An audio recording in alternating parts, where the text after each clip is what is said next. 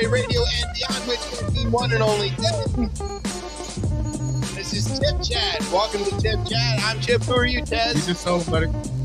Woo, woo. What a week. It feels like we were just here. Yeah. I seen you yesterday, February.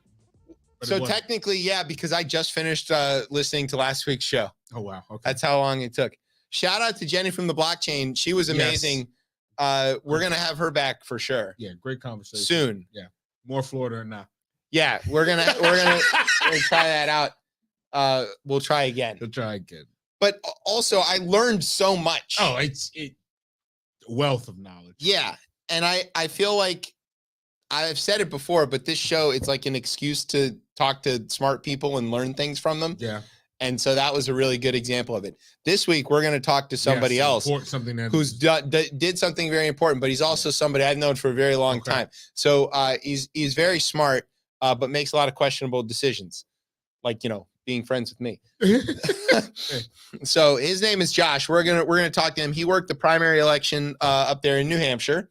Did you know there was a New Hampshire? Yes. Where's the old Hampshire? Right back in jolly old England. Exactly. That's exactly where is it in relation to something I would know? I have no clue on that. No? Yeah. Is it? It's last week I didn't know what I was off there. I didn't know what somewhere in the Midlands. Somewhere. Maybe. I have no clue. Brian might have a map. Where the original Hampshire. Yeah, Hampshire. Shire means county, I learned. So if there's something shire, that's like county. Yeah. So and then there's the one that means sauce. Worcestershire. Good luck. Yeah. Worcestershire. Wash your sister sauce. That's what they call it. Yeah.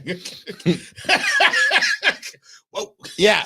Also, this has been an incredible week for the Republicans.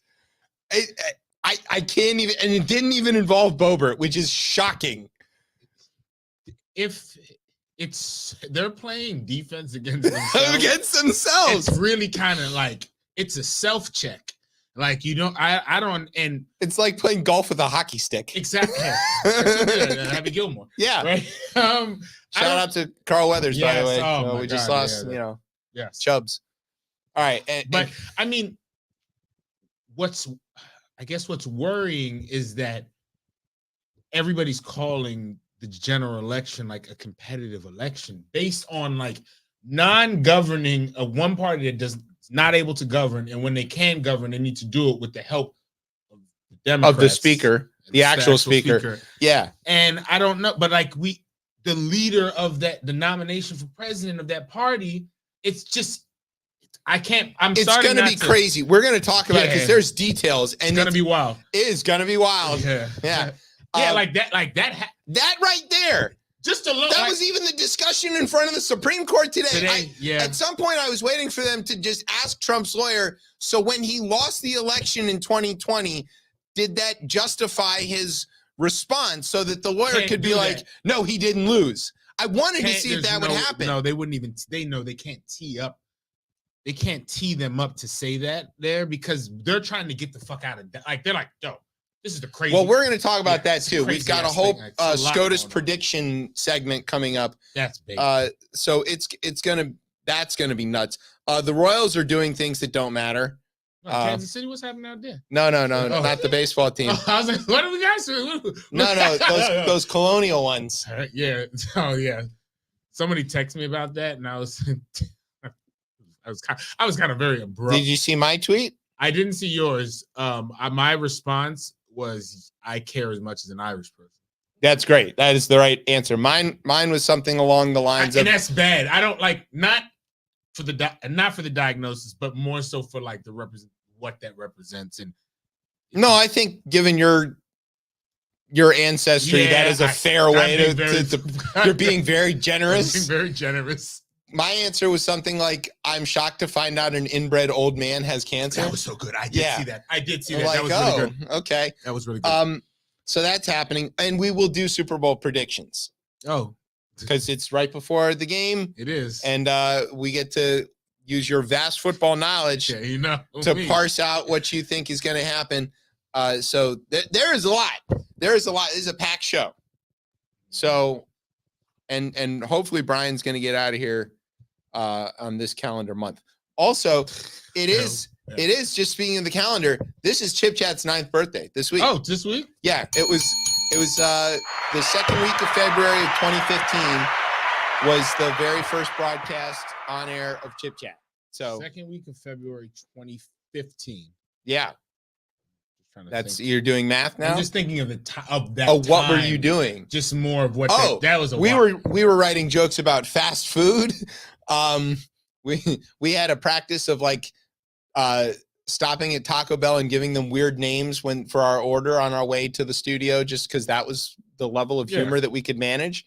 Yeah, it was a different time. It was a different time. Like the level of obstructionism was, well, it was still racist Tea Party bullshit, but it was Boehner. Yeah. And there was an interesting quote this week from, I think it was Ken Buck, because he's been in Congress for a long time. He was one of the no votes on the impeachment. And he said that Mike Johnson never even called him about which way he was going to vote. And he said that Dumb Kevin would have come and yelled at him, but Dumb Kevin knows better than to yell at him because that'll just get him to vote against him no matter what. And Boehner would have broke my arm. That's what he said. So he goes, it seems like I'm getting better and better as it goes by. I mean, I guess we'll get to that, but it's obvious, like, people can go at Nancy Pelosi as much as they want, and obviously she was out there breaking arms. And you know what? She could count. Yep. Turns out. Al Green. We're going to get to him, not the singer. Okay. But I think he's also a reverend too. Yes, he does. They're both Reverend Al Greens. Certain that is true. Yeah, he's from Texas. All right. We're going to do all of that stuff. There's a lot to do. So do you have a word? Yeah, I got a word. Okay. I had a word. Okay, I've got a word today. Yeah. All right. Let's see. I've got it. So sit back, grab some soy boys. It's governance time. You're listening to the best show, the only show, Chip Chat on Beltway Radio and beyond. Sweeps. Soy.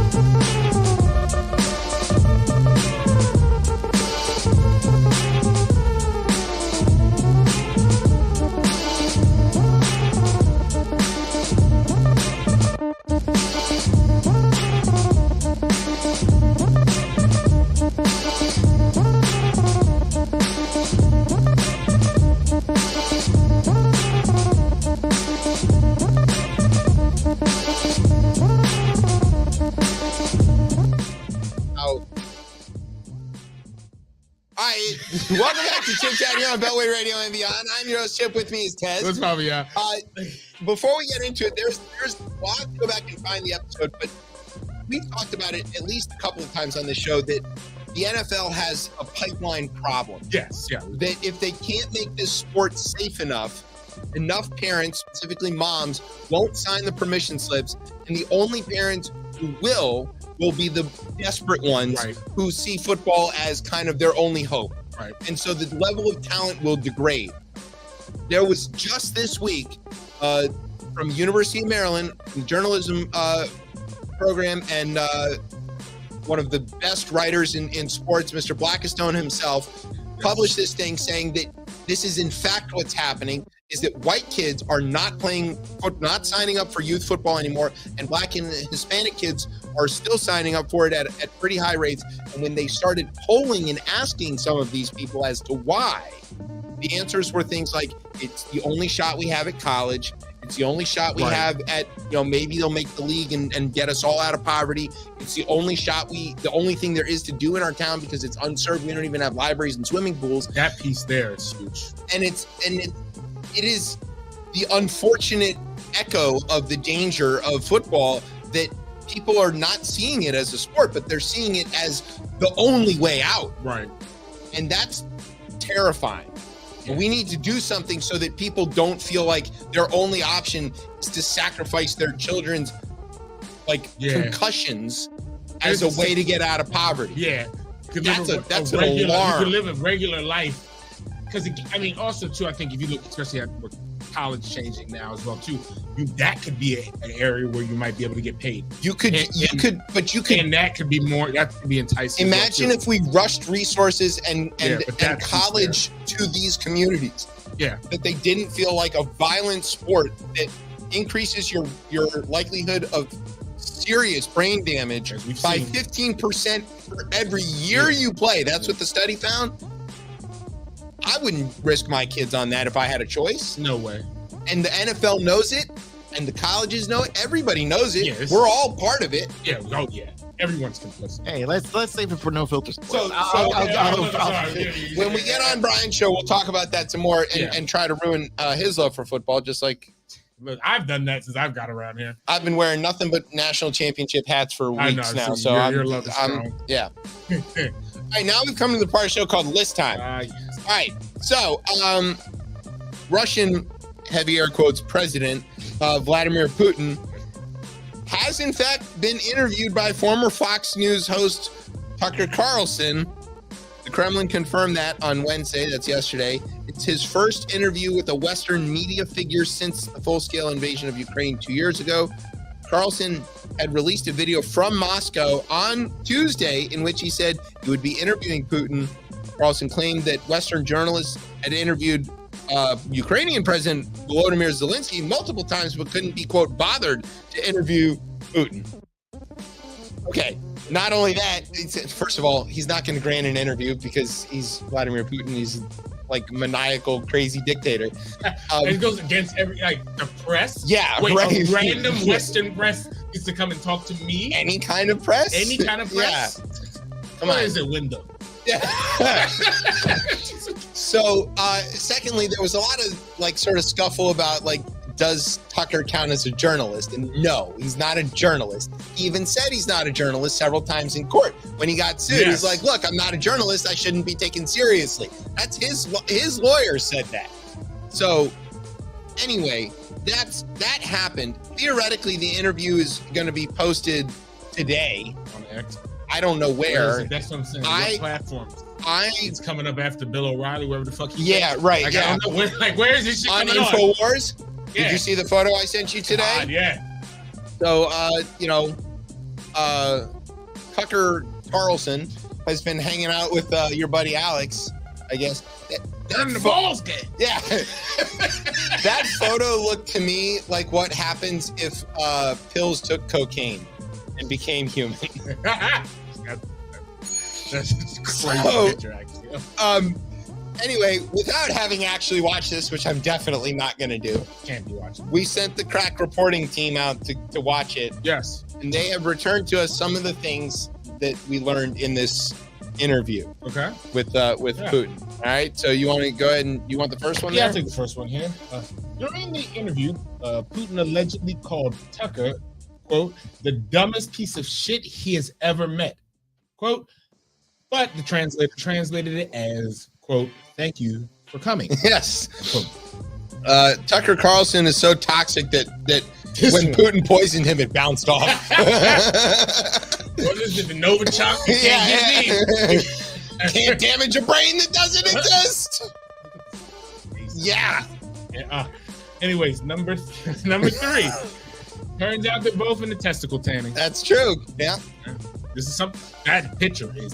What? That's the one from the Tucker documentary about testicle tanning. Yeah. Yeah, you got to stand like that. It doesn't work otherwise. It doesn't work either. No matter how you do it. This is just like Titanic. Yes. Titanic testicle tanning. Triple T. can't wait for the Doug Flutie, Frank Thomas ad for that. Oh, God. All right. Oh, God. All right. Moving on. Tucker's laugh made Putin so uncomfortable that he needed to bomb several villages just to calm down. Yeah. Tucker's laugh is one of the most unsettling things that you could ever observe. If you heard that at night in a field, so it'd be very jarring. You've ever heard a fox bark at night, right? Scary. And it's the scariest. Like, it sounds like a baby being murdered in the dark. Yeah. It's terrifying. It's not a nice sound. It's got nothing on the sound of Tucker Carlson laughing. That is the most unsettling thing I've ever heard in my life. You know what? And we live near Congress. Yeah. That's okay. Oh yeah, you're on number 5 there. Number 5. There is now a Tucker Carlson P-tape. Yes, of course. Yeah. That's what happens if you're in the hospital. Amid tight security, Carlson was not required to submit to a full cavity search, but he insisted on having one anyway. Because that's what he's into, man. Hey, look, no judgment. Hey, man, whatever you're into, it's cool. You know, not here to yuck. Don't yuck the yum. No, I don't know what kind of yum that is, but Move it up, but I'm yucking it. Nope. For you. Yeah. Exactly. For you. For you. Exactly. For you. At number 7, it was reported that after the interview, Tucker was driven to the newest boutique hotel in Moscow. The window. Yes. There it is. Hey, ran around to the window. Brought it back around. Hey. We defenestrated that joke. Yeah. Ooh. No. Yeah.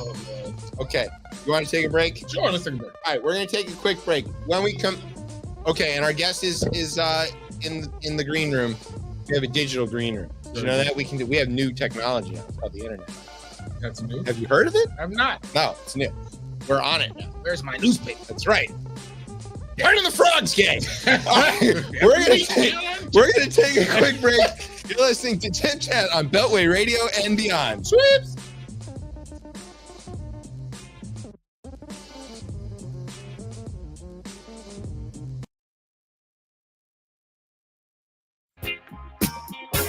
Now greetings to the world.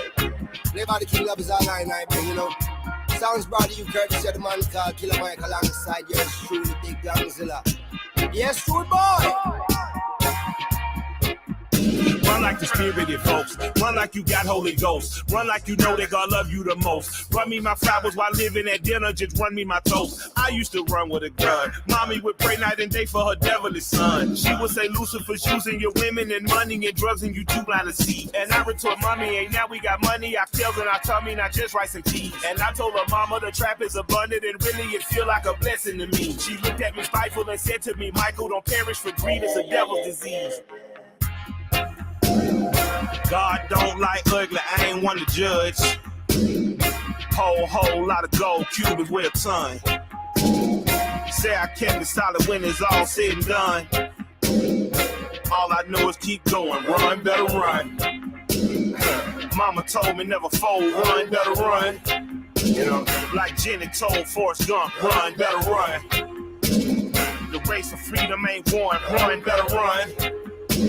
Had to make it out the red clay, run, some run run. Out the mill MCs, when up bad like Run the MC. And can't kill a mic like Killer Mike, them can't run next to me.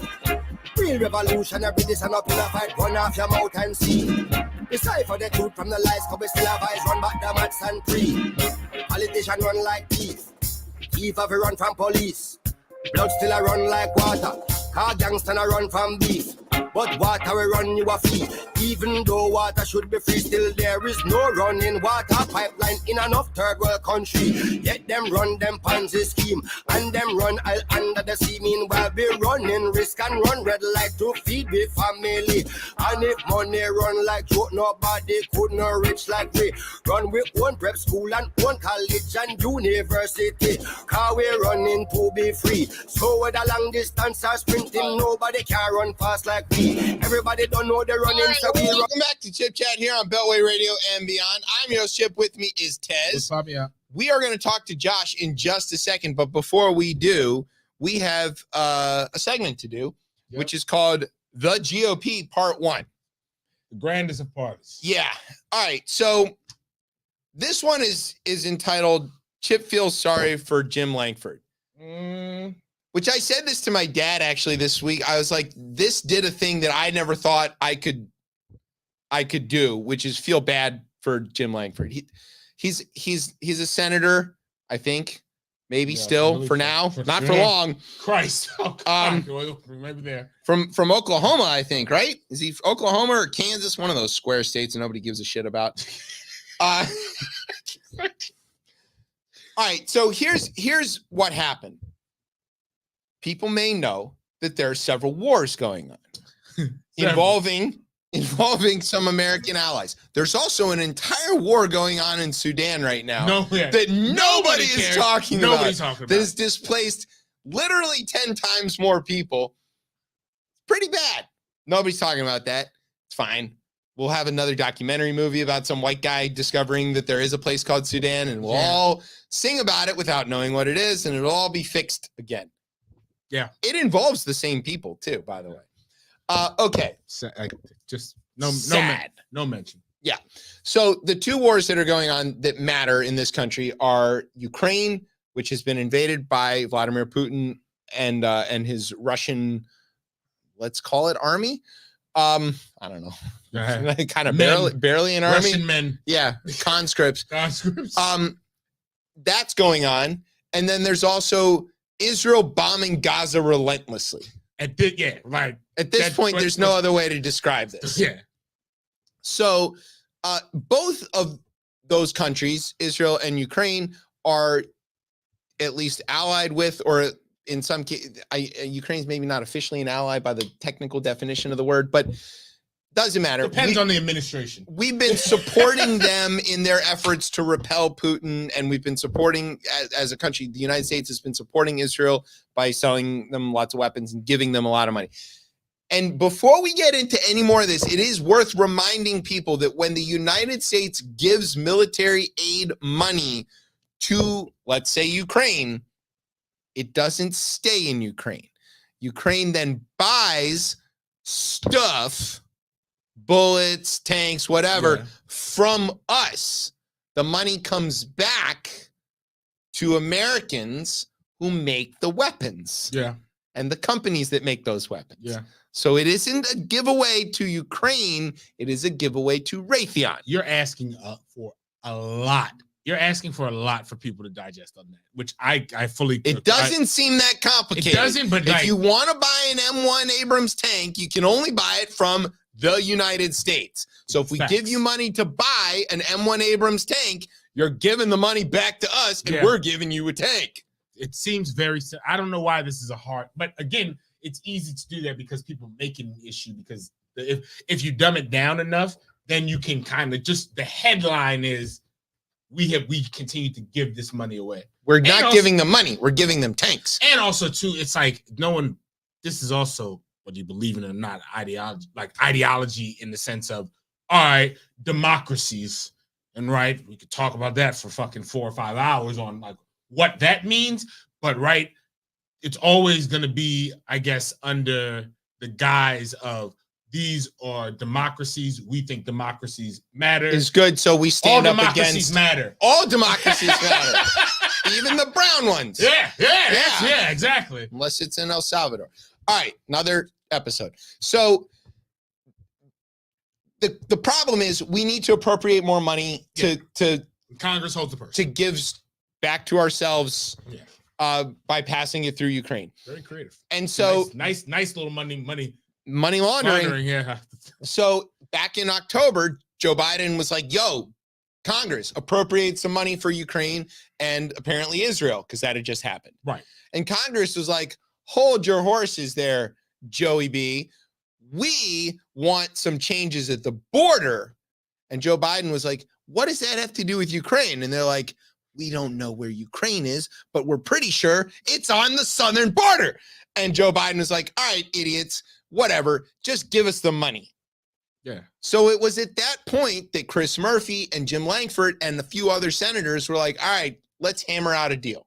Bargaining chips on the table. Like, That's rare. Everybody in Congress that cares about the southern border wants to change some stuff down there. Yeah. There's a lot of things that need to happen. Nobody thinks the current situation is good. Right. Democrats want more legal avenues for entry, faster process for adjudicating asylum cases, lots more support for people. Republicans want to close the border down basically completely, irrespective of various treaty obligations or whatever.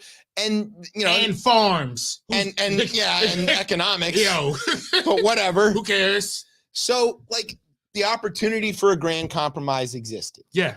And these senators diligently worked for several months, hammering out the details of what was, as it was proposed, the biggest breakthrough in immigration policy since literally Ronald Reagan. This shit doesn't, first of all, this shit just in general doesn't happen in this new state of affairs over the last 8 years. Just unlike it hasn't any happened bill. in 30 no, years. But like any bill. But I'm saying in like immigration alone, that Bush couldn't do that. Bush couldn't do it in 06. Obama couldn't do it in 2015. This has been the hardest, thorniest issue in American politics besides guns. Yeah.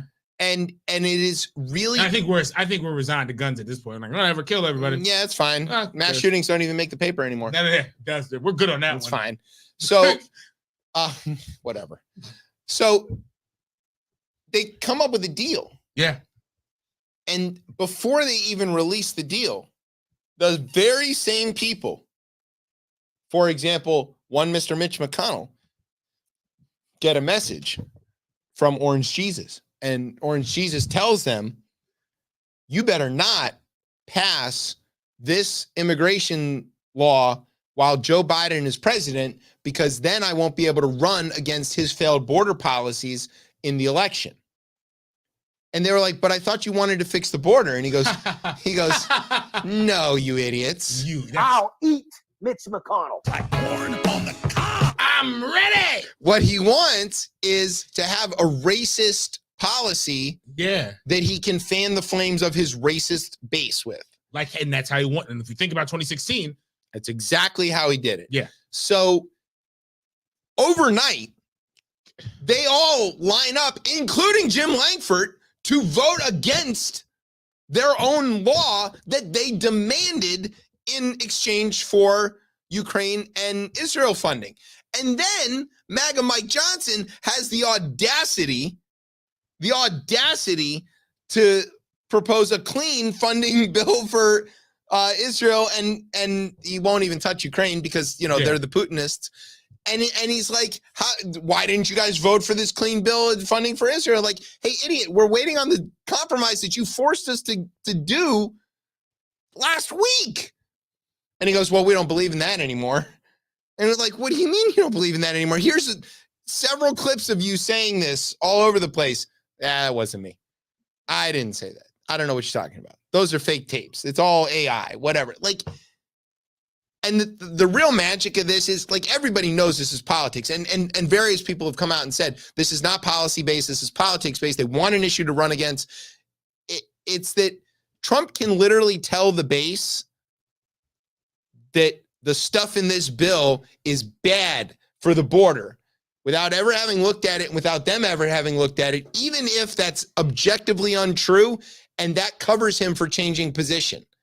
He didn't actually change position, they'll say. He's always been wanting to shut down the border. In fact, he would have shut down the border by now if he was president. And then people go, well, he was president for 4 years. Did he shut down the border then? Well, he couldn't because Congress wouldn't let him. Oh, so you're saying Congress does need to pass laws so the president can shut down the border? Yes. Well, then should they pass a law? No.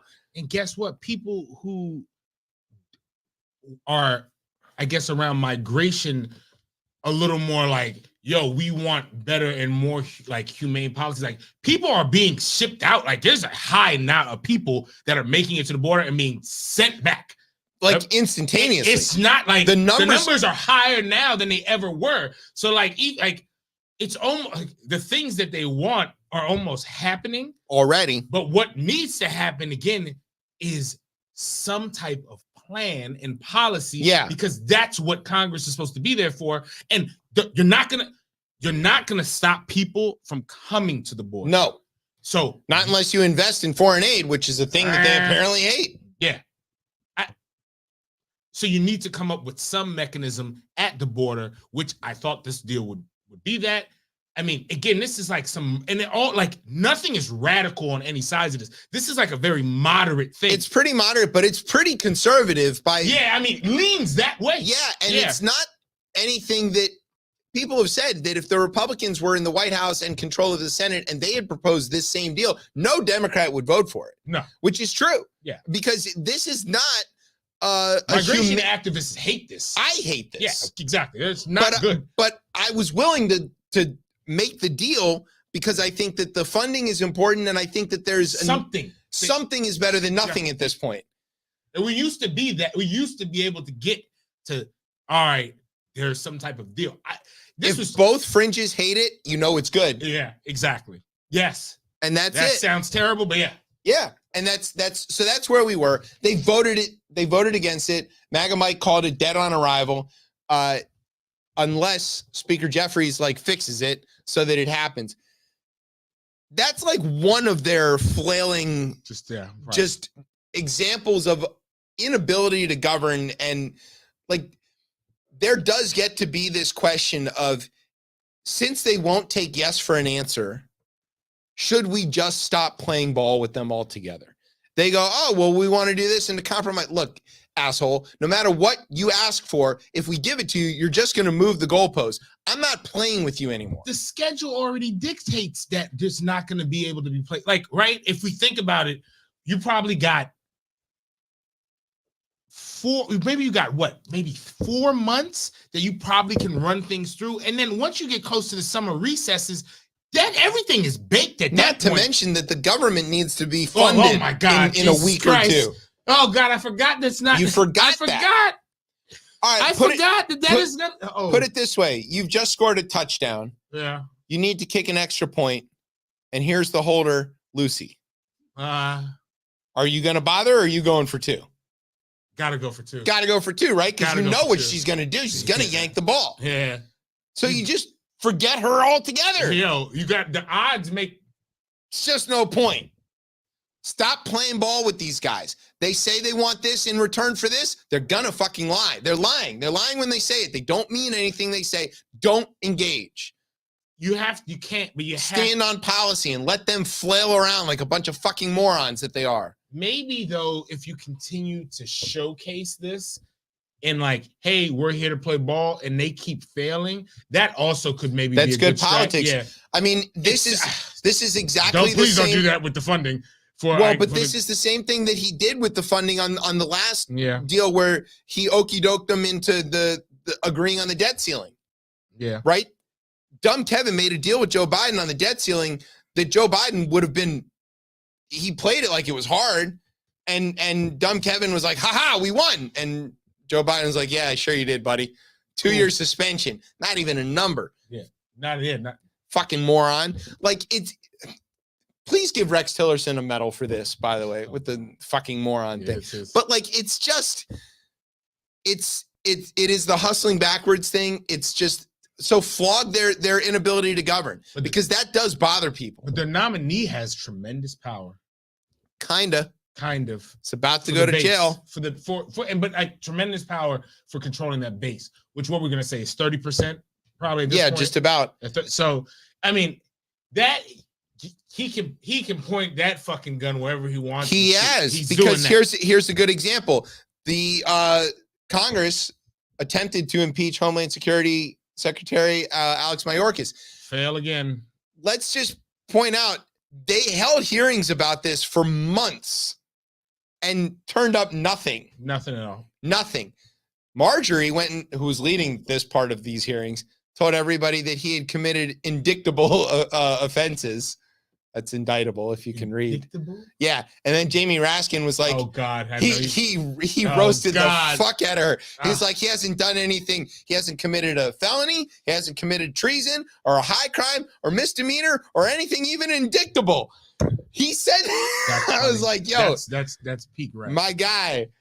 But so they tried to do the impeachment. Yeah. impeaching a cabinet member hasn't happened for 150 years. And the last time it happened was because they were caught like red-handed taking bribes. It was the Teapot Dome scandal. Come on. This was flimsy at best.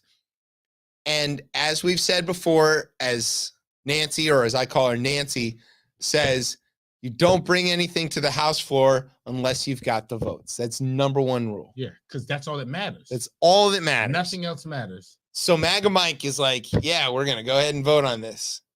And everybody was like, well, shouldn't you count first? He's like, counting? I'm from Louisiana. I don't know how to count, he said. What? They're going to hear me down there?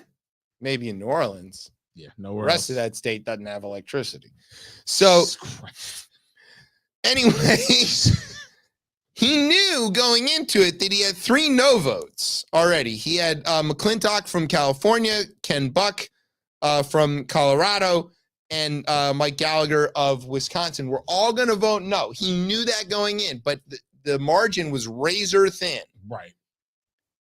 One of the reasons that he could only lose 3 and not 4 was that Steve Scalise was out.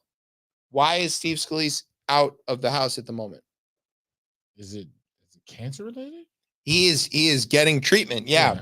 He's getting stem cell treatment. Oh yeah. Oh God. What did Steve Scalise vote to ban? Oh God. Yeah. Stem cells. Oh, hustling backwards. I love how he plays baseball though. No. Yep. No. All right. No. That is no. Yeah, that's definitely how we're doing that. So he knows shooting at the wrong target, man. Yo. Shooting at the wrong target. Damn. So he knows that it's razor thin, but they go ahead with the vote anyway. And it fails. But how does it fail? Because defectors on his own party. Well, the 3 of them voted no, and because they can't count. They didn't know what's his name was someone was missing, right? They thought thought Congressman Al Green of Texas was in the hospital for surgery. And so they could count on him not making it there. But when he heard that this vote was happening, all of this is true, he signed a waiver to release himself from the hospital, called an Uber, got in the car, came to the Capitol in blue hospital pants and tan socks in a wheelchair, went in, cast his vote for no, which was the tying vote, and then went back to the hospital. This move is going to be one that's in the history books of like people of wild votes. Yeah. Like it's going to be like it's up there with McCain's thumbs down. Thumbs down is going to be there. Yeah, it's going to be one of those things that people like, what do you mean he did what now? What do you mean he drove? What do you mean Ubered from a hospital? A car? What like wait, on the road, huh? Yeah. The road where everything is flooded now. You used to be able to drive on that? How did your boat go? On land? No, you had a land boat? A land boat, exactly. No, this is an insane move. I don't know how this is. What is this? This is rookie. This is rookie behavior, right? This is what happens when you have a speaker who has almost no experience. He was never in leadership. He's not even been a whip. He doesn't know anything. You have to that building. It maneuvers in a specific way, and no matter how folks think they can change it, it's like that shit. There are rules. There are rules. It's HR1 every Congress. It's the rules. Yeah. Which is the thing that says the one vote can vacate. I mean, it's like they're literally on HR2. Yeah. You understand that? Yeah. They're on HR2. They have not passed anything since HR1, which was just we're going to be a Congress. Yeah. Okay. So after this, they all came out to their press conferences and like had all their spin, right? So Marge tells everybody that the Dems were hiding their votes. She's acting like Al Green was there, but like under a blanket. And he's like, ha ha, here he is. Here he is. He can vote. MAGA Mike told reporters that he had expected Al Green to be in surgery, which is why he held the vote. He said it out loud to the reporters. That's a sick way to go about shit, man. What does that say about you? No. When Johnson was asked by reporters how he planned to persuade colleagues to advance the measure in a future vote, Representative Joe Wilson of South Carolina responded that they needed to, quote, pray. Joe, is this Joe Wilson? The you lie? Yes, that is you lie, Joe Wilson. You lie, Joe Wilson. Yes. I had never been Joe, you lie, Wilson. I had never been so offended. Yeah. I don't know. That tan suit was pretty offensive. Yeah. That's it. Pray? Isn't that what the thoughts and prayers, baby? That's what the Ravens owner said when they talk about when they're gonna go for Kaepernick to come in for a workout before his girlfriend said that shit beforehand. They said, what we need to do is pray. Yeah. What is his name? Biscotti or whatever his name is? Yeah, that Biscotti. I'm more than certain that it's true. He was like, we have to pray before he comes here. I encourage the Republicans to try as many thoughts and prayers on this as they can possibly muster because it has worked so well on everything else. Praying. Here's another one, quote, I don't understand why they don't count the votes, said Representative Ralph Norman, also Republican of South Carolina, to reporters. He's like, I don't know why they didn't count before they did this. You know why? Because your majority whip is Steve Scalise, and he's in the hospital right now. Yeah, true. You had nobody there who could count, apparently. How is this possible? Yeah. How are they this stupid? They shouldn't be this bad. I'm not this stupid. I don't know. Debatable. No, I mean, was this the one where Santos was talking about he was okay? So Santos tweeted out a picture of him and Dumb Kevin that said, miss me yet? Yeah. Because if Dumb Kevin and George Santos were still there, they would have got their votes. They could have passed it. I don't know how I think they're gonna get mopped up. Mopped in November. There's no way in hell. Mollywopped in fucking November. Because this, I guarantee you, people are looking at this like it can't. The House flips by 30 seats. Yeah, I mean, this is catastrophically bad. A lot of motherfuckers are retiring. It seems. Well, nobody wants to be part of this anymore, and anybody's in the swing districts, they don't want to be part of it because they know they're gonna get trounced. And like even some of these ones that aren't Biden districts that Republicans currently hold, there are some that are sort of like moderate Republican districts that are going to look at this and go, we thought you idiots could at least keep the trains on time, and you can't even keep the lights on. You can't count. You can't count. That's scary. There's a purple vampire on the fucking television who teaches you to count when you're 3. 1 vote. 217 votes. Is not enough. What? Doesn't make much sense. It just is further proof that they don't have television in Louisiana because otherwise MAGA Mike would have learned from the count. Instead of having that damn, what is it? He needs a different accountability partner. Yeah. A different one. He's a different one. There's somebody has to hold him accountable. There was a tweet that said Mike Johnson got railroaded so bad his son's notifications went off. It's so good.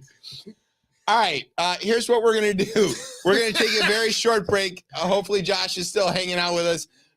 And then we're going to talk to him about democracy, which, as you can tell, is an important topic on this show. Democracy manifest. Yeah. In the worst possible way. Right. All right, you're listening to Chip Chat here on Beltway Radio and beyond. Sweeps.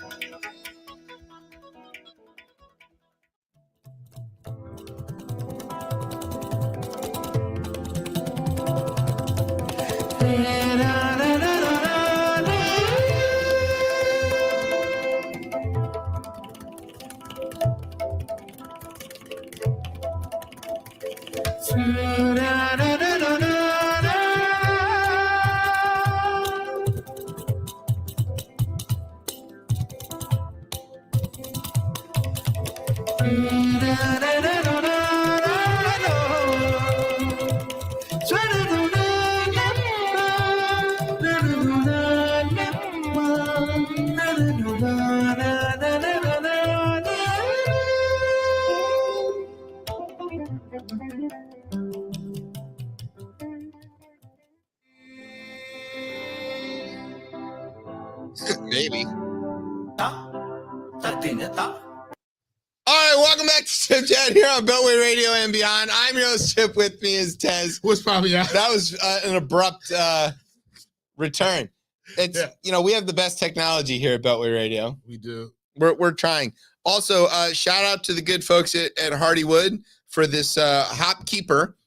Yeah, it is not exactly hop slam. No, but it's dynamite. It is very tasty. It's good stuff. Yeah. Could get us in trouble. It's only 8.5. So that just brings up the slur. Yeah, not the whole slur. Yeah, not the whole slur. Imagine thinking 8.5 is light beer. Something's wrong with us. When you said that, I was like, ugh. We're professionals. Exactly. Professional radio hosts. Okay. We like democracy on this show. Love it. We like other people who like democracy. Please, more. The primary activity in democracy is, of course, voting. Yes. See what I did there? Primary? Yeah, cool. Yeah. For most of us, most of our lives, voting has been a relatively smooth, simple, and even kind of boring process. But that is not the case currently. So when we got a chance to talk to someone who is on the front lines of voting, we jumped at that chance. Josh, welcome to ChipChat. Chip, how you been? Hey, man, it's good to see you in sort of real life. Josh and I probably haven't seen each other in real life in 20 years, more than 20 years. More. Dude, we've almost known each other 30 years. It's ridiculous. It's a really long time. Wow. Yeah. Don't tell anybody that. All right.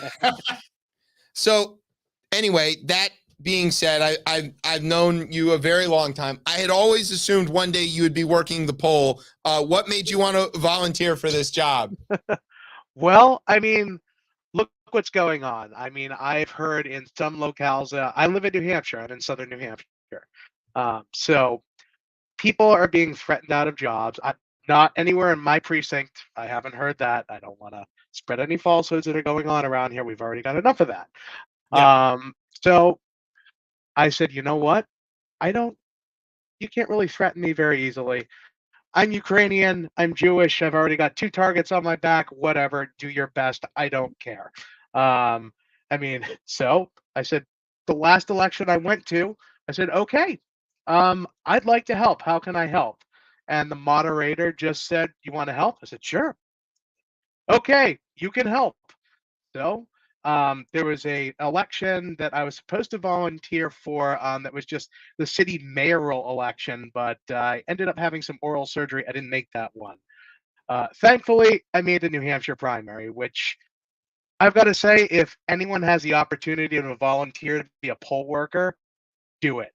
Like, I have very strong opinions politically. Chip can vouch for that. True, very true.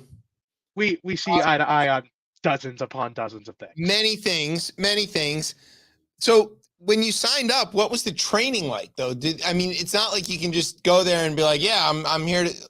I suppose if you're taking out the trash or flicking the lights on and off when it's time to go or whatever. But what was the training involved? Webinars. That's what everything is now. It's either a Zoom, it's a WebEx. I'm a network engineer. I'm in them all day. So that's how I did it. Honestly, it's very straightforward. And I have to tell you, when you're sworn in to be a public official to do something, I'd never been sworn in before for anything, other than court years ago. That sucked, but we won't get into that. No. But in any case, it was an incredible feeling. Like, I saw people were coming in to vote, and I don't know how, but it was very easy for me to put my political feelings aside and thank every single voter that came in there for coming out to participate in the process. Because to me, there is no act more important that I can do as an American than to help uphold the concept of a free and fair election. It's powerful. Well said. I want to know how would you characterize your fellow election workers? There is a stereotype about who works these elections, and I want to know, is it true?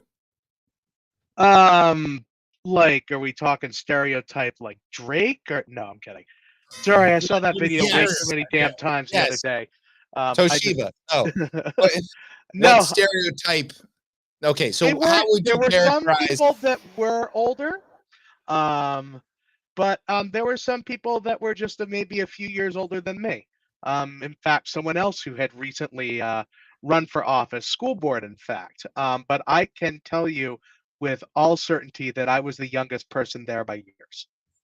There you go. So this is like a blanket statement to everybody listening, all 6 of you. Go volunteer, because Do it. this is critical. And the people who are doing it now, you know, there's not enough of them. I don't care what demographic you want to talk about. There's just not enough. No. So I don't think anybody's ever been turned away from volunteering to work at a polling place. And also, people should know that the people who administer the elections, who are the professionals at this, not the volunteers, but the paid professionals, they've experienced a lot of turnover. A lot of people have left. Yeah. In part because, like what Josh said, people have been threatened, and the conspiracies are out there. And so, this might not be worth it for the county jobs. Don't pay that well. Right. City jobs don't pay that well. State jobs don't pay that well. They might not be worth it for you to have your family threatened for $50 grand a year. Josh, around that point there, is there any outreach? I guess you could speak specifically to New Hampshire, but is there any outreach that happens from the locales to be like, hey, they know that's a problem. Need people. You kind of need you guys to blanketing the airwaves. No, I haven't seen anything. Not a thing. I mean, I literally went up and asked, and they looked shocked. Honestly. And that's in New Hampshire, which is a state that basically the only thing anybody knows about New Hampshire. Well, they had that guy in the mountain, but he fell down. So now it's like, what does New Hampshire have? Voting, and it's in Canada. That's like the 2 things people know about New Hampshire. Oh God. What is it? Name me something you know about New Hampshire. Liberty. Live free or die. Yeah, exactly. That's on the license plate. That's right. Yeah, that's what I know about New Hampshire. They don't like to be told what the fuck to do. That's very definitely true. Maybe that's why I can't get the fucking poll workers. That's probably shit. But we need them. So, all right. So let's say there are people listening. Let's just pretend that there are people listening. I'm listening. How can people do this in their home jurisdiction? Is there even like a national, you want to volunteer website like healthcare.gov that would then click you through to your state registrars or whatever? If there isn't, there should be. There definitely should be. My advice for you is to look up who your moderator is in your ward. At least that's how it works here in New Hampshire, and see how you can get involved. Or just call up your city hall. They'll absolutely be able to direct you to the right person to help you volunteer. I really wish someone would have warned me that Donald Trump and George Santos were going to be across the street from me when I got off of my shift. No. Yeah, that's gotta true. let you know. Gotta let me know that beforehand. I was gonna say, couldn't you smell it? I mean, I couldn't smell it, but I did end up having horrible diarrhea the next morning. That I'm definitely tracks. Yes, George Santos will do that to you. I mean, definitely. You know what? Not gonna go there. Nope. That's too easy. Josh, obviously you don't need an incentive to do this, but let's say you you didn't want to do this. What could they offer you? They pay. Do they give you donuts? They will pay. Oh. I turned it down.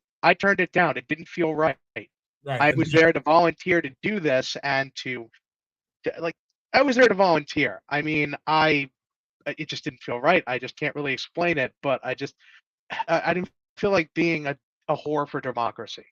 Right. It can't. Once we get there, it's kind of I don't know. I mean, I can work that poll. I am a poll worker, but that's right. Anyway, and that is how you spelled it. Don't think I didn't. We spelled it properly on the flyer. Yeah. So, are you going to work the general? Yes, I am. You bet.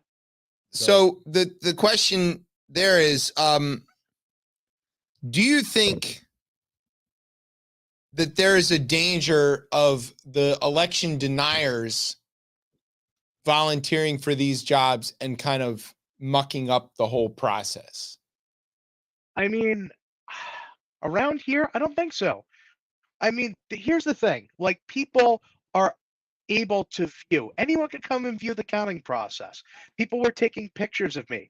There was a woman who asked exactly what I was doing, and I explained what we were doing, the reconcile, and I gave a very thorough explanation as to what we were doing. She said, "Thank you. That was a very good answer." I mean, I had news crews behind me. I was even told there was a crew there from Russia. And I wish I'd known that because I'm Ukrainian and I literally have "Go fuck yourself" tattooed on the back of my leg in Ukrainian Cyrillic, and I would have loved to have rolled up my pant leg.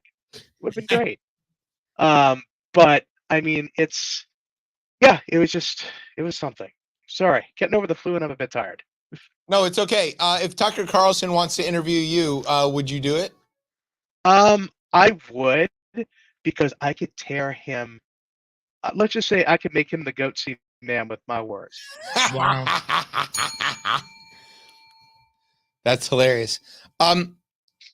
So along the lines of like the people asking you questions in the news crews and stuff, do you think that if more people volunteered or were like at least, part of this process, that it would be less likely for some of these weird conspiracy theories to stick? Yes, absolutely. It's how I say everyone should work a service job. Like, I mean, I've done retail. I've been a pizza delivery guy. Like, I'm high up. I work for a large bank now, like doing network security, and I really worked my way up. And I can tell you, because I did all of those things, and I delivered for tips and whatnot. Like, I know how things worked. I know how lucky I am to be where I am now, and because I was part of that process in volunteering for the election, there's nothing. I mean, I can't speak to anywhere else, but come on, this is just not what's going on. This is just obviously a narrative that was created because somebody lost and they couldn't take it. I mean, we know this. It is really shocking. I mean, like, for example, the dust up where Rudy has to pay more money than Rudy's ever seen to the poll workers there in Georgia, to Ruby and Shay, that like they deserve it. They deserve it, but the accusations of that they were passing thumb drives and it was a mint, like crazy. These guys are supposed to be the experts, and they're conducting legions of supporters, and they're either they don't know better and they're just really stupid, which I think is probably the case in Rudy, or they do know better and they're willing to lie about it. If the people had any contact with this system, they'd never believe it. They would know better. No, that's just what the boxes look like, you dummy, move on. So like, do you think that there should be some sort of, I don't know, not necessarily requirement, but like more of a push where like, I know that in other countries, this can't be that hard to find poll workers.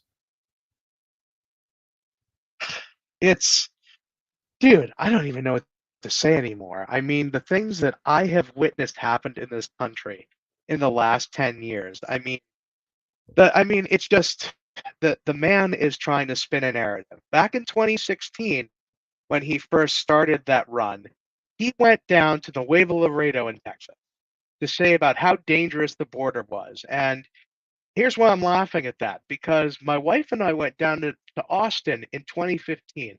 I've had this stupid lifelong dream. Always wanted to walk across an international.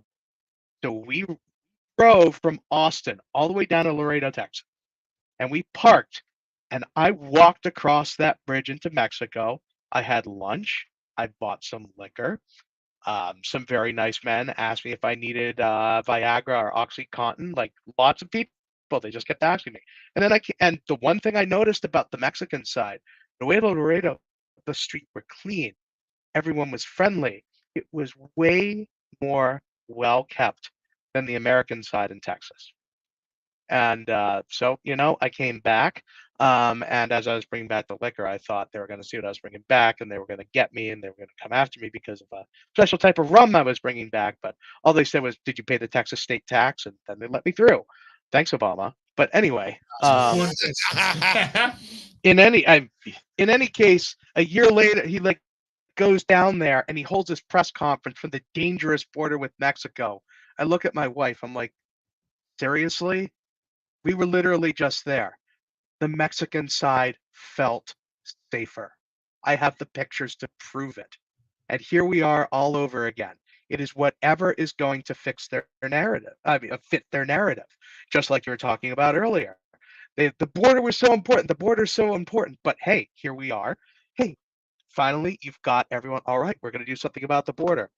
No, fuck you. We're going to wait and make this a campaign issue. I'm like, no, you don't want to fix anything. You want to write whatever narrative is going to get you into power. That's it.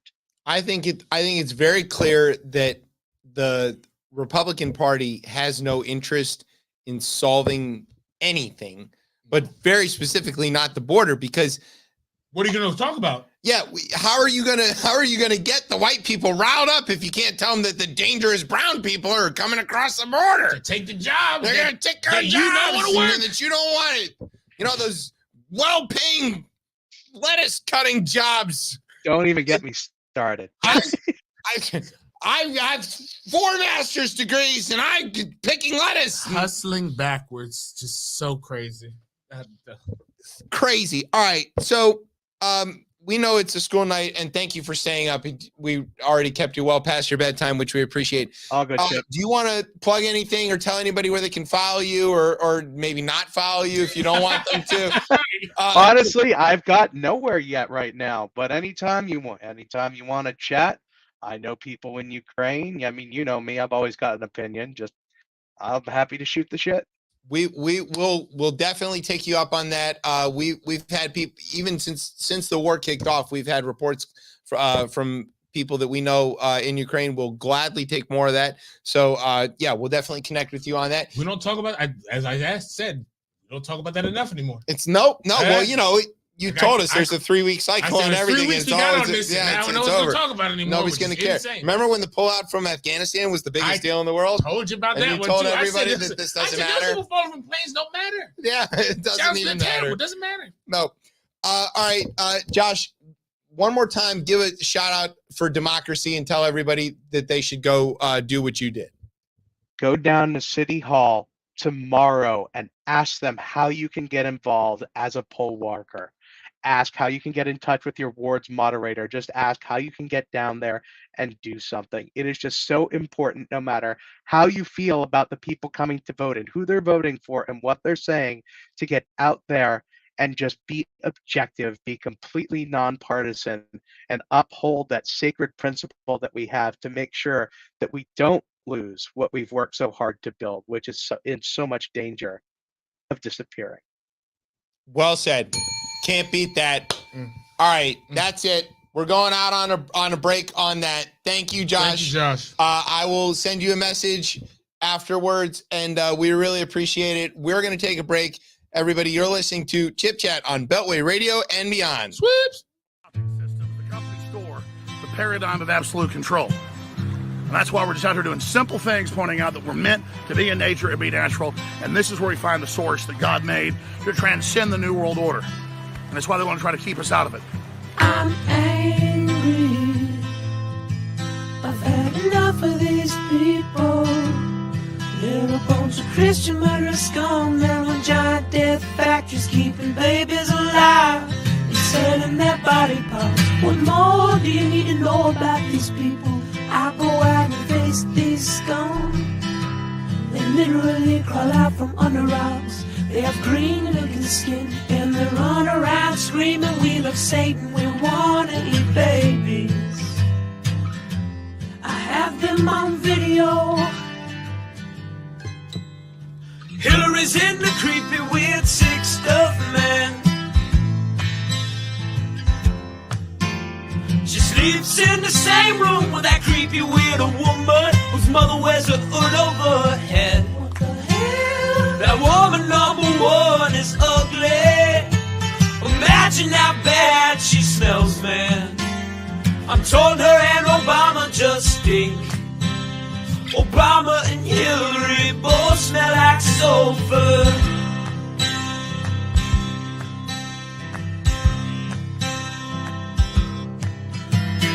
Literal vampire pot and the goblins are hobbling round coming after us. My spirit gets close to that evil and I feel it go.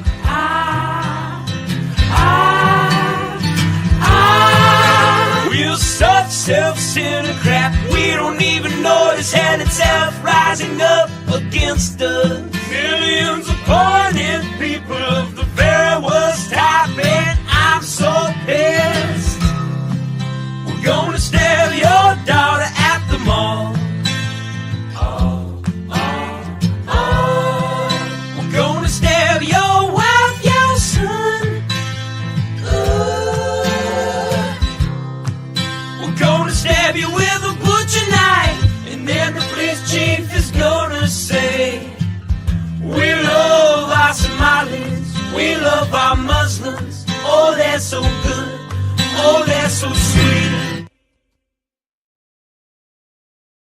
I'm sick of all these witches and warlocks. You're full of shit. Pumpkin possums, I'm sick of it. You keep interrupting me. And all of it's lies.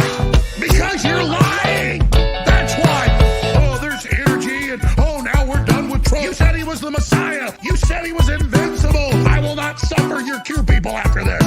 I knew what you were day one. I know what you are now. Witches and warlocks, you're full of shit. Pumpkin possums, I'm sick of it. You keep interrupting me. And all of it's lies.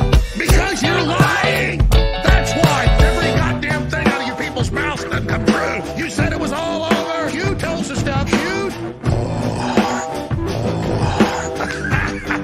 Oh, God. Witches and warlocks, you're full of shit. Pumpkin possums, I'm sick of it. You keep interrupting me. And all of it's lies. Because you're lying. That's why witches and warlocks, you're full of shit. Pumpkin possums, I'm sick of it. You keep interrupting me. And all of it's lies. Because you're lying. That's why. Because every god thing. Why is that evergreen? Welcome back to Chip Chat here on Beltway Radio and beyond.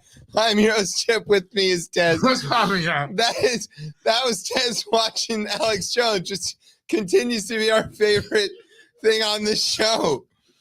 So we came right off a segment where we were glorifying That's good. You can't get democracy. off a segment about the poll workers saving democracy. You go put in that guy right after it. Antithesis of democracy. Yes. Shout out to Brian, our producer, who plays that so perfectly every time.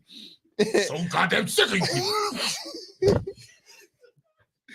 All right, so remember earlier we said that was GOP part 1. I don't remember. Time for GOP part 2. I like the GOP. No, I don't think he does. I think he doesn't. No, I don't remember where he is on this now. It changes on a weekly basis. Independent? No, I don't know. He loves Tucker. Gay frog? Yes, again. Turn of the Frogs gay. That's not funny. I think Sandy Hook was a fucking.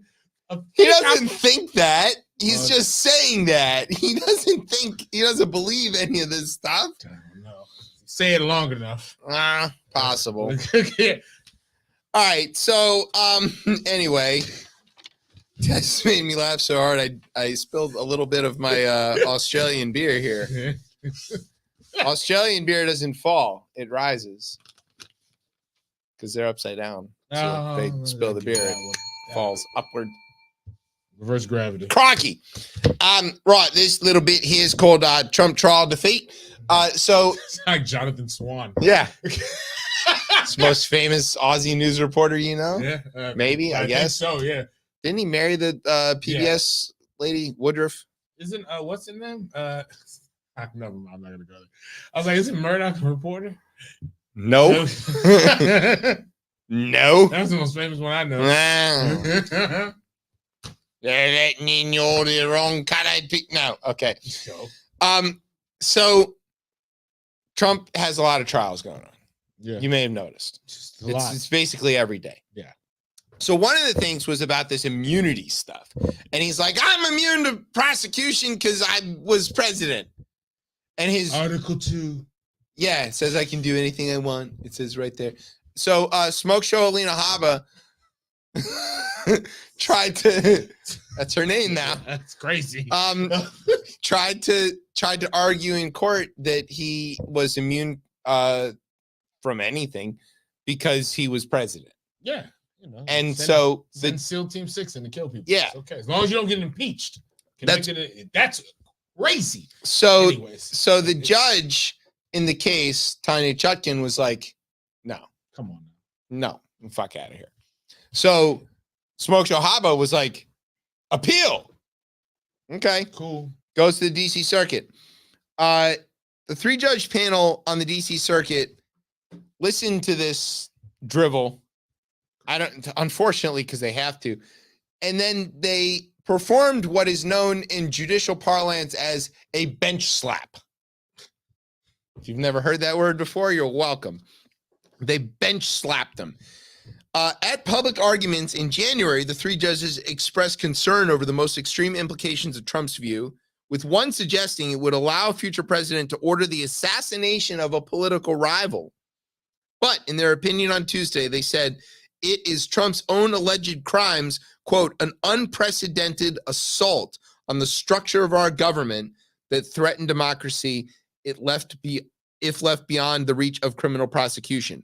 Quote, we cannot accept former President Trump's claim that a president has unbounded authority to commit crimes that would neutralize the most fundamental check on executive power, the recognition and implementation of election results. Nor can we sanction his apparent contention that the executive has carte blanche to violate the rights of individual citizens to vote and have their votes count. It's impossible if you do this because at that point you invalidate just the whole system of government, right? Yeah, because the whole it's not government anymore. It's not right representative government at anymore. all, because the whole reason that you have 3 branches and the check on the power, they all are like, again, people like the shit is kind of ingenious if it worked, if the way it's supposed to work. Madison's a genius. Yeah, if the way it's set up to work, I get it. Like, it makes a lot of sense.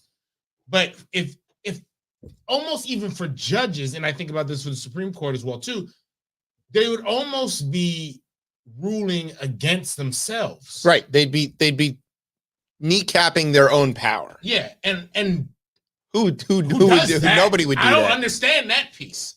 I don't think it's going to happen. But so the ruling goes soundly. It was unanimous. All 3 judges against him, including one appointed by HW, and then 2 others. And so now it's going to go to the Supreme Court, which was busy today. Yes. Hearing the Colorado ballot tossing thing. Football right there.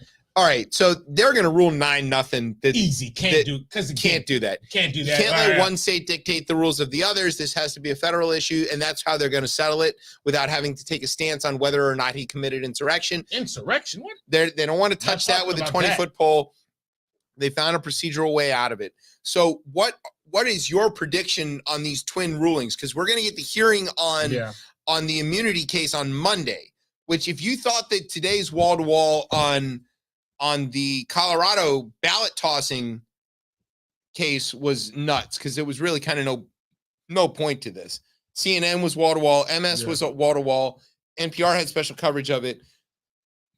I doubt Fox News was covering it, but it just didn't seem necessary because you kind of knew where this was going to go. But the Monday immunity thing, that's going to be interesting. I guess I lean towards Gorsuch and neighbor Clarence being them 2, and the rest. You think it's Gorsuch, not Sam and Alito? Well, I guess I would put it 3. Yeah. There's Alito, because again, are they going to invalidate their own power? So I don't know. That's why I don't know. Like, this is very interesting. Who does it? That's the question. Yeah, here, right? Like, Amy is gonna obviously. I don't think she's too new. She's gonna do what Robert tells her. Kavanaugh, same. I think. Yeah.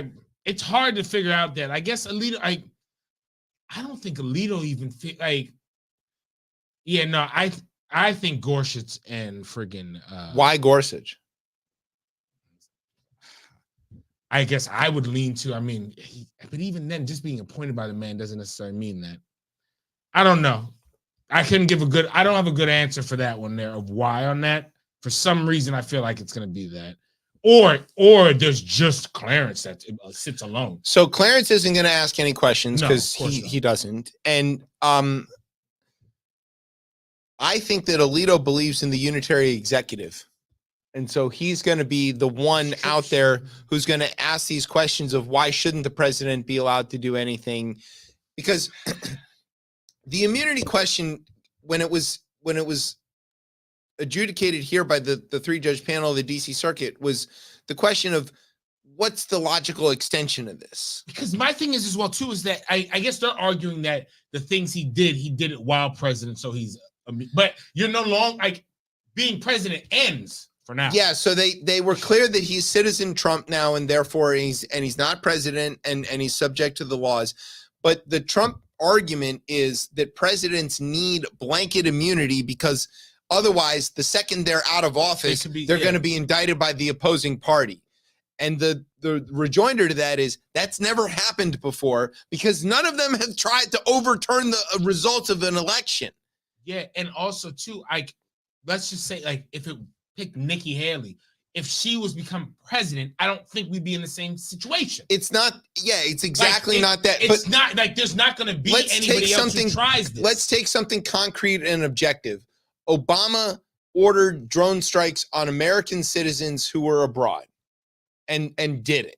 Yeah. Is that an indictable crime? Possibly. Was it committed as an official act while he was president? Yes. What Trump did was not an official act because he wasn't acting as president. And a drone strike also for that, depending on the powers that we've given the president in certain war times, y'all have already ruled on that. Now, a person just saying the election is false and sending their people to go and run literally violently tried to hold on to power. That's come on now. What are we talking about? So when the Trump argument is that this would happen to every other president if this is allowed to go forward, the DC Circuit was like, well, it hasn't before because nobody's ever tried any of this. What you did is extraordinary. Yeah. There have been 44 other presidents before you in more one precarious after. Situations than what we were in. Vastly. And none of them have pulled this shit. Nobody has ever come close. And it's because we don't want to invalidate the rules on the parchment paper. Yes. We don't want to do that. No one wants to get there. But for the Republican Party as it currently is constituted, they do. They aren't interested in adherence to, they're no longer small c conservatives. They're using this word conservative, but it doesn't mean conservative. They're not adherent to the Constitution. Yeah, it's a cult. They're not adherent to the founding fathers or documents or anything. They're just adherent to him. And if he changes his opinion on anything on a given day, they all change their opinion on it the same day. Case in point. Some are trying to figure out where his opinion is going to go ahead. Yeah, they're waiting. Some of them are straight up. They keep their powder dry, and they're like, yeah, well, we'll wait and see. And they're outright saying it. Whatever Trump tells me, it's how I'm going to vote. Jim Langford put forward a bill that for the Republicans is like a puppy that shits gold. Yeah. It's the cutest thing in the world, and it makes you better and happier every time it fucks up. And they voted against it because their dear leader told them not to. That's the problem. That's the problem in this case. So I think it goes pretty simply. Clarence is obviously in the bag, right? Because his wife was part of the insurrection. Yeah. She funded the whole thing. Shouldn't even. He funded the whole thing. Let's just be honest. It's not like they have separate bank accounts here. So neighbor Clarence definitely. I think Sam and Alito believes in the unitary executive, and the other 7 are like, nah, this is completely, they don't want to give up their own power. They think it's constitutionally ridiculous, or, they're institutionalists and they don't want this to go. And it's a split rule because they're going to let him stay on the ballot. Yeah. And then they're going to rule against the immunity claim. And they're going to hope that the rest of the legal system and the courts and the voters handle their business so that they don't have to put their stamp on it. Because Roberts doesn't want to touch nothing with a 20-foot pole. It's like quote-unquote crime. Yes. Is that like, if depending on the ruling on this, it's like if you choose to say like he's immune, nothing else matters at that point. If SCOTUS overturns DC Circuit on this immunity thing, it's literally a riot. Yeah, there's no government at that point. It's over with at that point. Pull me over? Fuck you. Yeah, no, I mean, I'm sorry, I have immunity. I was acting officially as a president of ChipChat. And because then what that removes you from being is almost a citizen of the nation, like as like just the nation doesn't exist. The nation doesn't, because again, there's no rule of law, right? And we're kind of like already teetering on like, is there a rule of law or is there not? That really would just be like the stamp, right? And then indelible ink that there is not. That's not. Yeah. So I think it's 7-2. 7-2. Yeah. I mean, Alito and Clarence makes more sense. Unless all three of them guys go. That'd be Gorsuch, Alito, and yeah. I don't see Coney Barrett giving up power. I don't see Beer Can Brett giving up power. No way in hell as well, too. And I don't see Gorsuch giving it up either, because he voted against Trump on several other cases. So, I mean, Oklahoma is all Indian territories, according to him, and you got that right. So yeah, that is true. I could go to this whole place is Indian territory. I might be out here trespassing. It is. I'm trespassing. You're trespassing against your will. Yeah, I guess. You didn't mean to. I didn't want. God, that's the God honest truth right there. Didn't ask to be here. Didn't even ask to be in Cuba. Yeah, no, not at all. No. Not the one I love. Be somewhere in Sierra Leone or whatever. Somewhere enjoying life. Yeah. Come to visit my Native American brothers. Yeah. I'd be dancing in the shtetl someplace. Yeah, and all the other folks who are over here. I mean, the Black Plague almost got motherfuckers out of here, yo. I'm just saying. Come back. I mean, it would have been cool. Come back. They came back from 40 with anger and hate. Yeah. And boats. They're like the Patriots at halftime. They was dead. The Black Plague was the Atlanta Falcons. Yo, and they're like, 28-3, eh? Hey, shit. Fuck everybody else. Watch me work. Watch me burn this place to the ground. Fuck. The savages. All right. Speaking of the Republicans being completely out of control and in a cult. Okay. There's a primary contest going on. I know it sounds ridiculous, but stop it. Yes, there is. Nikki Haley is still technically running. All right? Yeah, Nikki Haley is still technically running. A good fight. She is about to be a thorn in their side. Yeah. She's not going to get out. No, but it doesn't matter. They don't care. A lot of nastiness is happening. A lot of nastiness is happening on that other side there. Good. I'll take that. I'll take that. The biggest criticism over here is sleepy, as someone would say. I'll take that's better criticism than what's happening on the other side. Don't listen to special counsel. All right. So here's the thing. Nevada is a state. Yeah. It's an important state. It's a swing Super Bowl's state. about to happen. The Super Bowl is going to happen there. But it's a swing state. And it's got 2 Democratic senators currently. It's got a Democratic governor. But it's kind of right on that edge. Yeah. There's enough electoral votes in play there that it matters. So everybody's paying attention. Yeah. Nevada also is an early primary state. And so they did a little finagling themselves, and they passed a state law that said that they were going to have a primary instead of a caucus. And the Republican Party was like, well, you can have your primary, but we're going to have a caucus regardless. And the Republican Party decided that their delegates for the convention would only be awarded out of the caucus, not the primary. And they set party rules that said you could only participate as a candidate in one or the other. You can't be a primary and a caucus. You got to be one or the other. Pick a side. Pick a side. So Trump was like, oh, yeah, I'm going to caucus. Trump loves the caucus. Loves receiving the caucus. So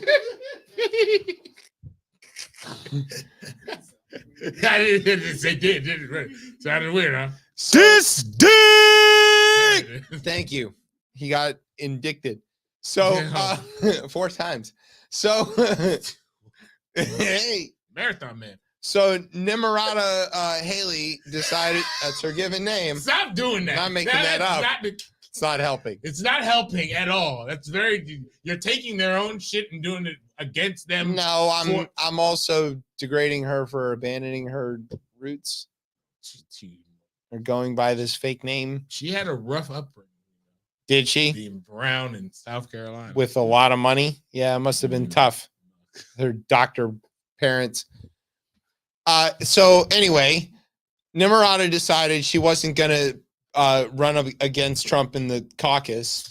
So she was going to go on the primary, which even if it wasn't going to get any delegates at the GOP convention, it shows that people support her. Yeah. So she was like, that's it. We're going to run in this primary. And that was the next contest after New Hampshire, where she did not win, but declared victory and left.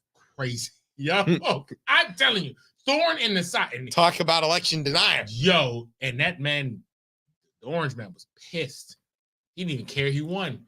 He was like, he was pissed. He was so mad, he put extra ketchup on his overdone steak. He was so mad, he brought out black and brown people behind him. Yeah, he let Vivek talk. Yo, and he hugged Tim Scott. I just love you, man. You know how that must have. Yeah, that's so funny. You know how bad Trump had to feel like touching Tim Scott. He was like, ugh. Usually, the only people that touch black NFL players. Yeah, not even that. No, he just waves at him. That's true. Yeah, I was afraid he was going to get on me. I couldn't wash it off. His hands were so much bigger than mine. So. All right, so Haley runs in the primary and she's like, all right, at least I'm going to get, some votes and get some attention. And she did. She got some votes. She got 21,257 votes. That sounds like a lot. Unfortunately, none of the above got 44,219 votes. Yo. She literally Thank lost. you, Brewster. Hey. Yes, she literally lost. Oh, my God. To none of the above. Not good. Not good. Did she claim victory? Actually, No. She's been relatively quiet on this one. Yeah, Yeah. I haven't heard anything. Tim Scott got 955 votes, by the way. You know what? Shout out. That's a lot of fake Canadian girlfriends. I don't know who the fuck that is. 955 people. Nevada? In Nevada. Yeah. Interesting. Yeah. Probably convention goers. Right. Right, there it is. Heath Fulkerson, whoever that is, got 90 votes. Who are you?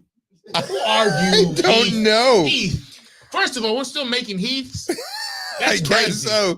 Donald Kjornis, I'm guessing Kjornis, I don't know, got 143 votes, and Hirsch Singh got 184 votes.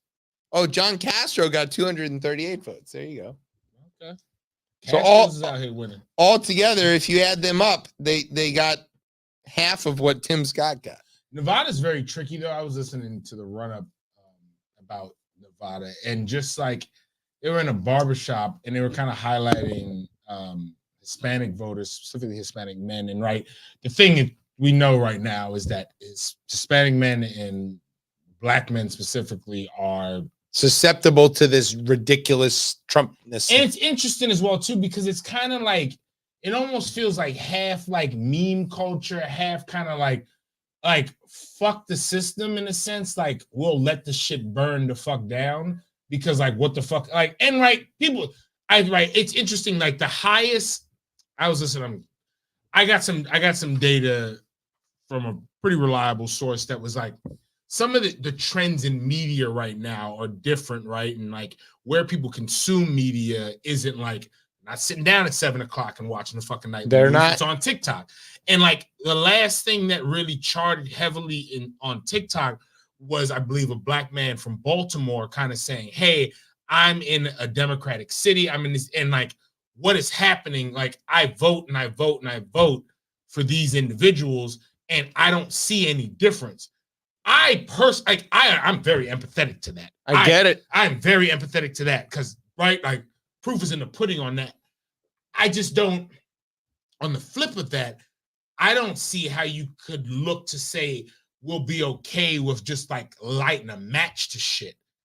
And I don't think that like there's a lot of people I think who kind of are okay, like almost like chaos theorists almost in a sense where it's like nihilism. Yeah, really. It's nihilism is really what it is there. And it's like I hope that we can kind of look at this and be like, it's easy to do that. It's easy to do that piece of it. And I understand democracy is hard. And I do think, and I think I couch this across the whole country. A majority of people in this country are disenchanted with the process. They don't want, it's too hard for them. And this is where depends on them being informed, being participants, being a part of the system, and that's hard to fit in. However many hundreds of local newspapers and local news sources closing every year doesn't help. No. So it's almost like, and I mean, this gets tricky where like funding into that, because you kind of need this local press to make this shit work. Like, because national news has now become the only thing people it's almost morphed into like local and national news is the same thing. And the national policies, I think that people see, they just really frustrates them. And I guess in these specific communities, they're like, yo, fuck this. Like, all right, we're like, and also like one of the things that was really striking is like, I mean, which is so scary to me, is like Trump keeps us entertained. And this country is very susceptible to just being entertained. Yeah, it's like but people who fall for that, I mean, honestly, this isn't the thing to be entertained by. That's the thing. You're in this drama. Yeah, this isn't a TV show. It's not a TV show. And I always say this, like, if I was watching this from afar, happening in some other country, I'd tune in every fucking day. It'd be hilarious. If it came on Saturday at 8 p.m., I'd be there every Saturday at 8 p.m. to watch this shit unfold every week. There are real lives that'll be affected by this. And when it starts happening to one group of folks and like the snowball, again, I don't know what else to call it, but fascism starts rolling in your country, hard as shit to kind of kick it. Yeah. It's not easy. And I also have noticed that oppressed groups are often the most susceptible to the conspiracy. Yeah. So, there's an election in Pakistan going on right now. God. Right? Imran Khan is in jail. Yeah. And his supporters are running as independents against the military, essentially, and Nawaz Sharif and this whole thing. And like, Pakistan is a country of conspiracy. Yeah. There's no baseline truth in that country at all. And the more oppressed you are, or the more out of favor or out of power you are, the more likely you are to believe in this nutso conspiracies and start saying things that are just completely verifiably bullshit. And there is no group of people in this country that have been more oppressed than men of color. Yeah, there's not that. And so, well, women of color, maybe even more so, I guess, but people of color. Yeah. Okay. So like the susceptibility to the conspiracies, because every time you try to believe in the facts and the facts are on your side and they still don't pan out, why stick with it? And I think specifically to the Hispanic voters as well, too, any Hispanic person in this country is going to be like, yo, we're the fastest growing people. Like, and like someone made a very good point on this where they were like, it always feels like in this country, it's a black and white issue. And you got this huge growing group that's kind of like, yo, we could throw a wrench in all this shit. Yeah. But they're not a monolith. They're not. They're definitely not. That's the thing. So what wrench they want to throw?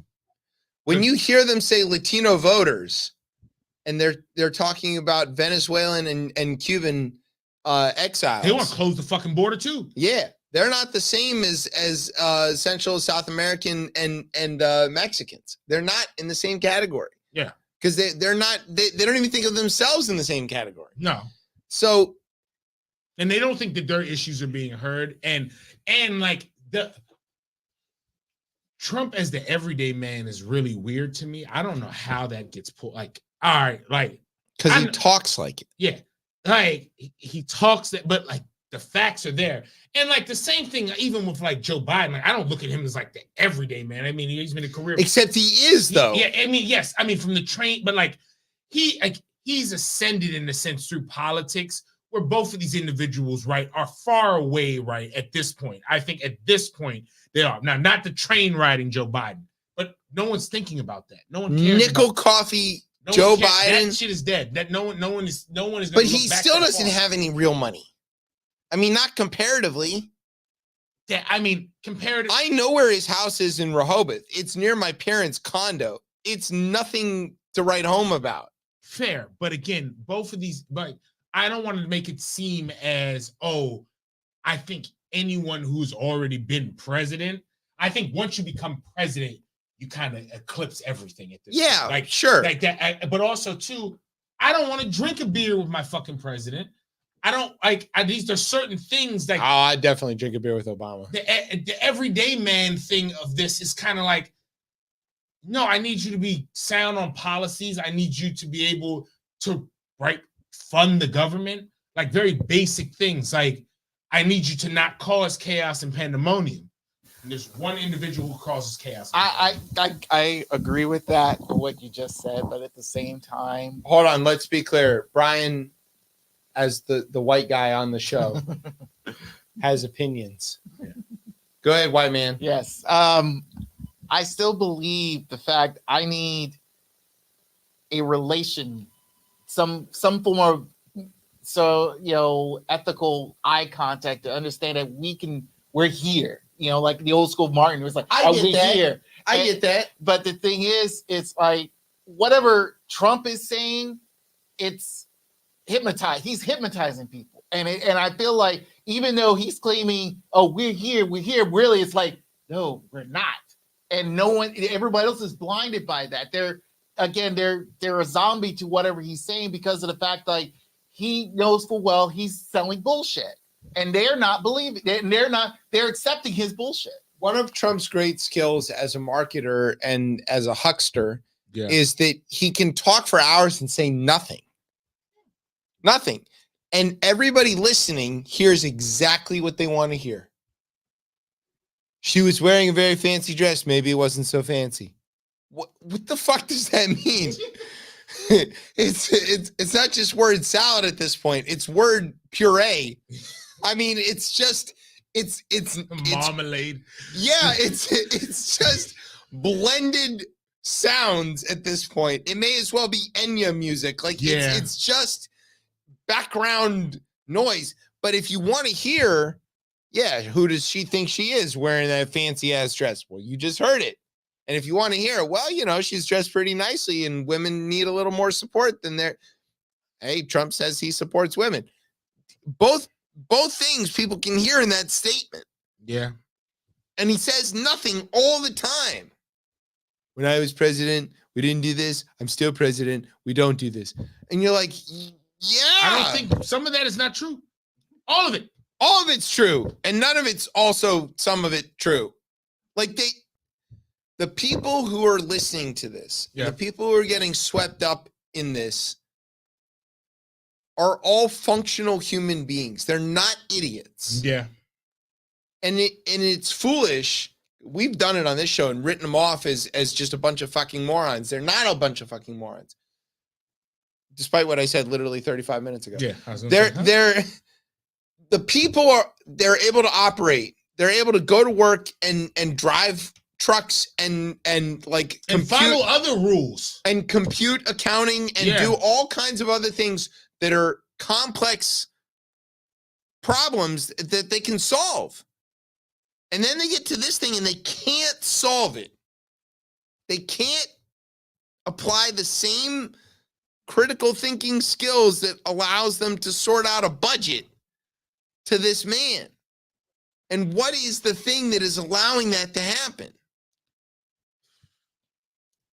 I mean, it's willful at a certain point, right? I think it's just a community of folks, and it's hard to get people to turn on their community. Ask me if Harbaugh's going to San Diego. There you go. Exactly. Right. There it is. I can get why the electorate is disenchanted by this rematch. Oh, for sure. Like, do I think this is kind of good for like the whole idea of America? No, not at all. I think this is as close, honestly, as we've ever come to a parliamentary system in this country, because at least for the Democrats, we're not specifically voting for Joe Biden. We're Right. voting for the continuation of the system. team, Yeah. the Obama Biden team. You know, I would even say I look at this as we're voting for a continuation of the system of democracy. Well, yeah, and no one buys that shit. But like that's not moving the needle. Like for me, that moves the needle because I'm like everything else you care about. Because you've seen what not democracy looks like. It's very scary. Like yeah, but other people don't know. And I'm just talking about. I've read what it looks like. I can't even imagine living in it. I can't imagine when things because it happens so fast. The snowball of this happens so fast, and then you got secret police fucking moving, and like Stasi be right out and there. who could do it better than the United States of America? Oh sure. Who could? We already have. Yeah, we've done this before. Like right, exactly. Like but some might say we're still living in that. But like when it gets real, like it's gonna happen fast, and like I just don't. Again. But I'm just saying, like, the parliamentary aspect of this is that when people vote Labor or they vote Tory, they're not specifically voting for a candidate. They're voting for a slate. Yeah. Okay. So we're voting Democrat for a slate that Joe Biden is the head of. Yeah. By virtue of the way that our system works. But we know as Democrats, because we understand how government works, to be honest, that Joe Biden is not the one making every single decision, that there is a team, that there's a staff, that there's a cabinet, that there's all kinds of people. But on the Republican side, there's only one person making decisions. Right. And there is no room for anybody else. There's no team. There is no cabinet. Shit, he probably doesn't know. I mean, one of the most telling things was that when Trump won and he came into office and he met with Obama, which was supposed to be a very short 10-minute meeting, and it went on for 90 minutes. One of the things he asked is, does all this stuff come with the White House? And Obama said, no, you need to hire 1,400 people just to run, your cabinet. And Trump went, I only know 200. Like, that's the problem. And as time went by, and the adults in the room left, the consolidation of the decision-making concentrated around this one well-done steak-eating, ketchup-soaking motherfucker who really won't let anybody else make another decision and will backtrack on his own decisions at the drop of a hat. I think now what makes me more worried even than before in 2016 is that the only thing that I look at is the Heritage Foundation in this 25 plan. Oh God. I think that might be the most. We don't have enough time to talk about that. Like you probably need to vote like that's the most sinister thing you could possibly imagine. now like the whole idea of the executive and like people like Barr, people like Sessions and all those folks who believed in that, like the playbook, like there's a better playbook that's been written now. And if they're able to gut like that when that happens, that's when your country's so gone. Now you're looking at both Congress and SCOTUS vacating their own power. Yeah. Are they likely to do that? I don't think so. I mean, you have a compliant Republican House, but I don't think you have a compliant Republican Senate yet. No. But it's coming. This border Ukraine deal, it kind of shows it. Yeah. Cocaine Mitch is not running the show over there anymore. No. There's only, like you said, there's only one person who runs that show. I think that, but again, that 2025 plan they have is just like, if they can execute it's that, terrifying. If they execute that, they're going to execute us. Yeah, eventually. Yeah, eventually. Yeah, no, not eventually. In 2026. I mean, we'll be next. Fuck that resistance. Well, yeah, we'll try. Look, pirate radio. Fuck that. I broadcasting. I know what oath of allegiance I fucking pledged to. I signed up for this shit. The Wizards. The Wizards. No, I got to pledge against the new Grand Wizards. Oh yeah, those guys. Yeah. All right. That brings us to another segment that is relevant to you. This is called Q&A for Tez.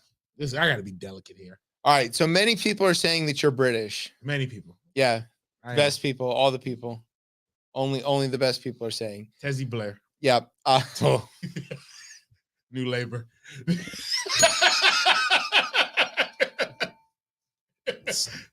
Cordy Cameron.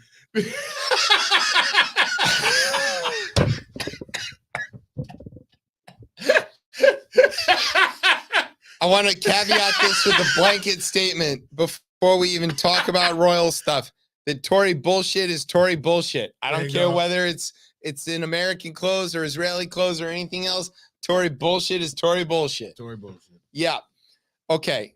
So you are British. Yes, I am. You still have a passport from there? I just sent my British passport. Cost me a decent amount of money through FedEx to get renewed. So they just got it 2 days ago. So you can escape. I made sure I get the other one fixed a little bit just to make sure we're good to go. I can only escape though. I can't escape to Europe any longer. No, I can only escape to get to Britain. You can get to Britain, and from there I'm getting on a train. Yeah. Which is when you're talking about Europe, I gotta be very careful with that. Like that, like to be honest, all right, I be very careful with my wording and phrasing on that, because.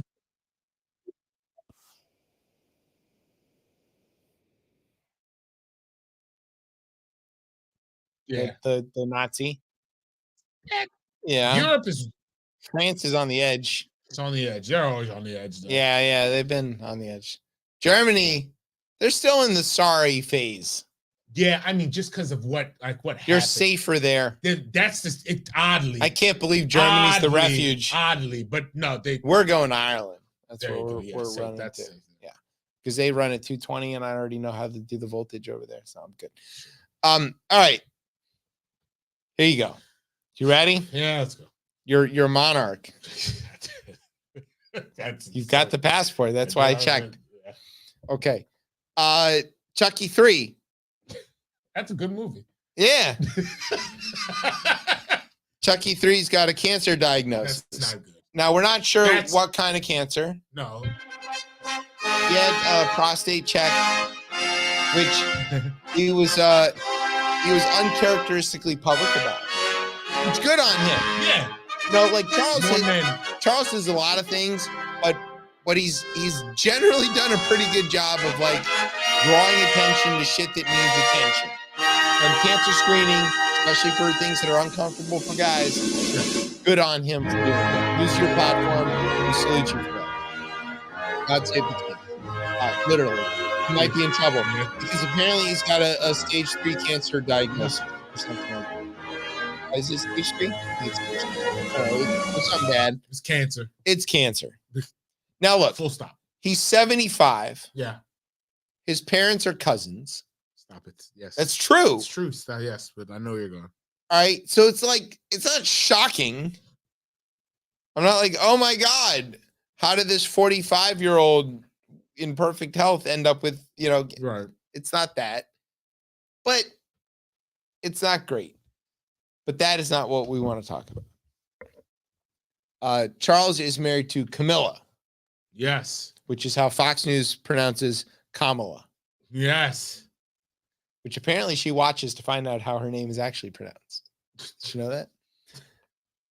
Shout out to Seth Meyers. That was his joke. Okay.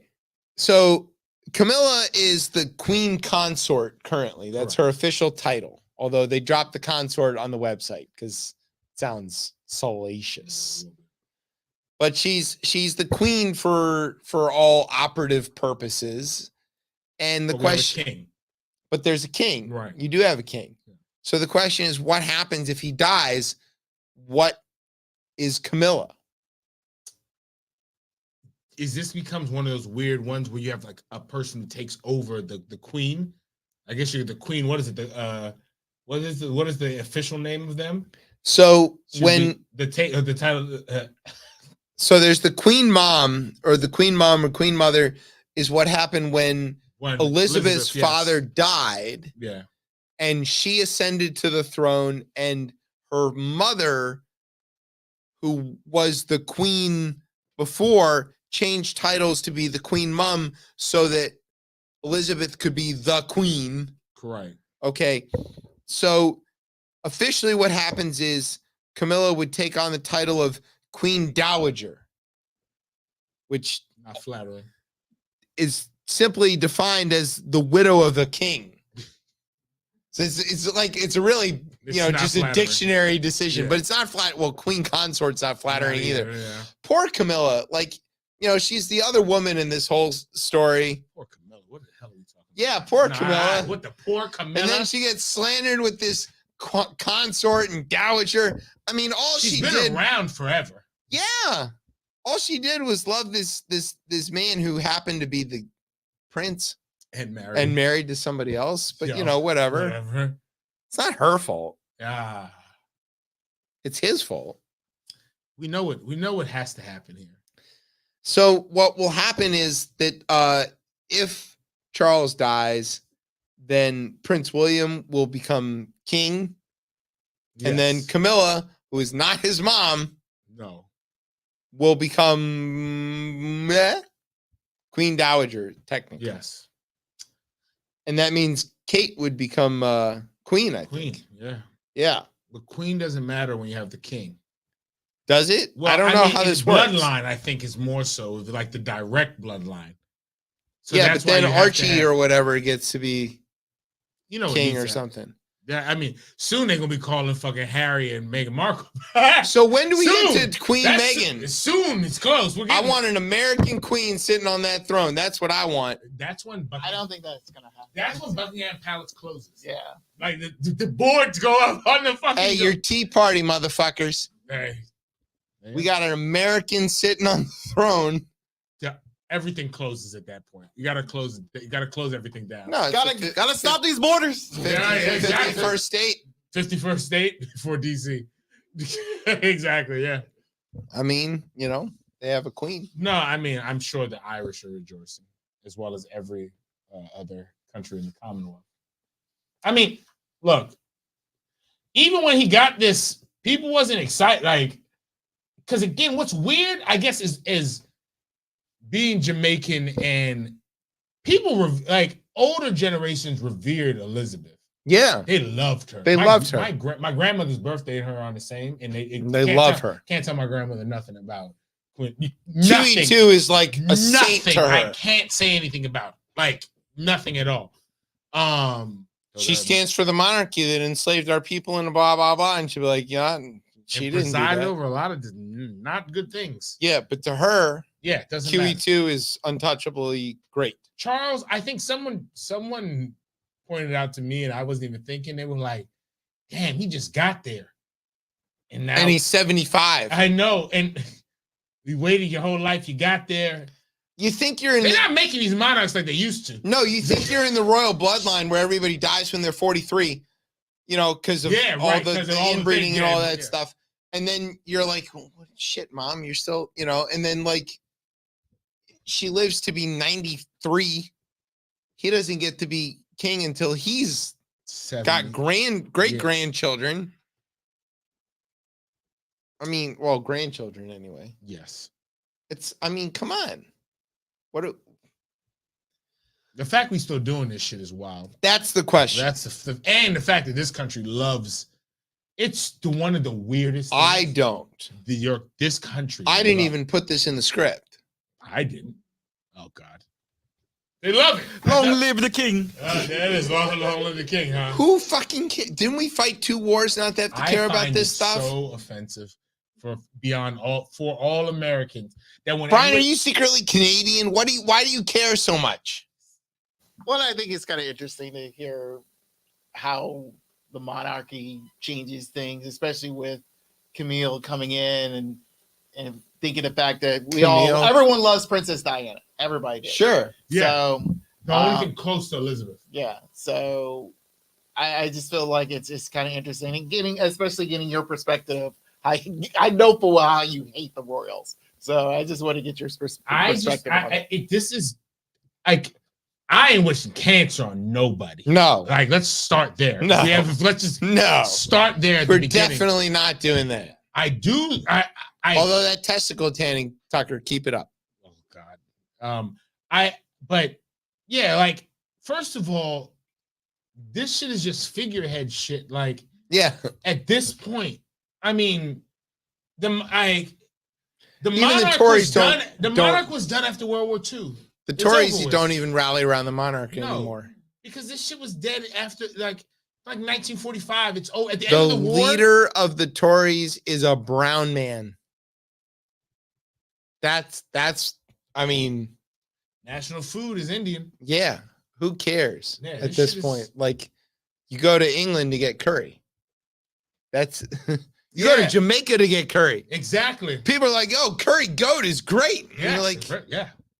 You know how that is, right? Thank you. Like that's an insane thing. Yeah, look. I'm not saying it's not delicious. That's colonialism at its highest. That's working the best possible direction. It right there. If you're gonna enslave people and destroy the world, at least make some curry goat. I feel like it was all worth it, really. I like a banh mi. Yeah, I'm like, look, that's another great one there. Vietnamese and the French. Golly, the baguette combined. Yeah, come on now, like some there are good parts of colonialism. Tacos, even. I mean, come on. Yeah, taco. If it weren't for colonialism, we wouldn't have tacos. Shit, we wouldn't be here. You wouldn't. I wouldn't have a place to go to. You know it. Look, I'd be dead. You know, look here. What they say. You know how this goes. You might be living in some, metropolis of some Black Panther future. Yeah, exactly. And with vibranium and shit, I'm gonna be digging potatoes out of the frozen tundra. Yeah. Or the desert. Yeah. We've never lived in a nice place. It's not good. Yeah, no. We got to Brooklyn and then it turned into whatever it is now. Yeah. It's not good. The real homeland. We really didn't mean that. Sorry, everybody. Oh, God. Did our best and the fucking hipsters came. All right. Dateline, Raleigh. Representative John. This is like, I swear this is a joke. This guy's name is John Hardister. He looks like a Hardister. Yeah, he's the main sponsor of North Carolina's anti-porn law. Okay. John Hardister is anti-porn. Okay. I guess he enjoys being just hard. Ister. He's the verification law has resulted in several adult sites disabling access in the state, suggesting in an interview published Monday that the sites could address the issue by simply providing free membership to everybody who has a verified user age. So, Virginia banned access to porn essentially until you could verify age, which just meant everybody was like, nope. And every Republican in the state got a VPN, instantly. And then so North Carolina is like, oh, we're going to do that too. And people are like, well, but what about all the actual adults who want to look at porn? Like John Hardister. And he was like, oh, here's a great solution. Not that I would ever sign up for it or anything.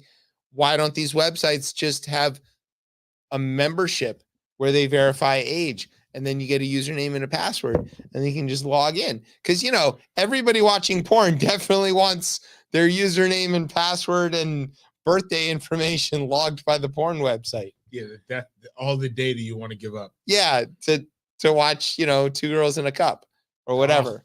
Oh, I don't know. Early internet, that wasn't porn. I didn't even watch it. I don't even know what it is, but I know it's that, but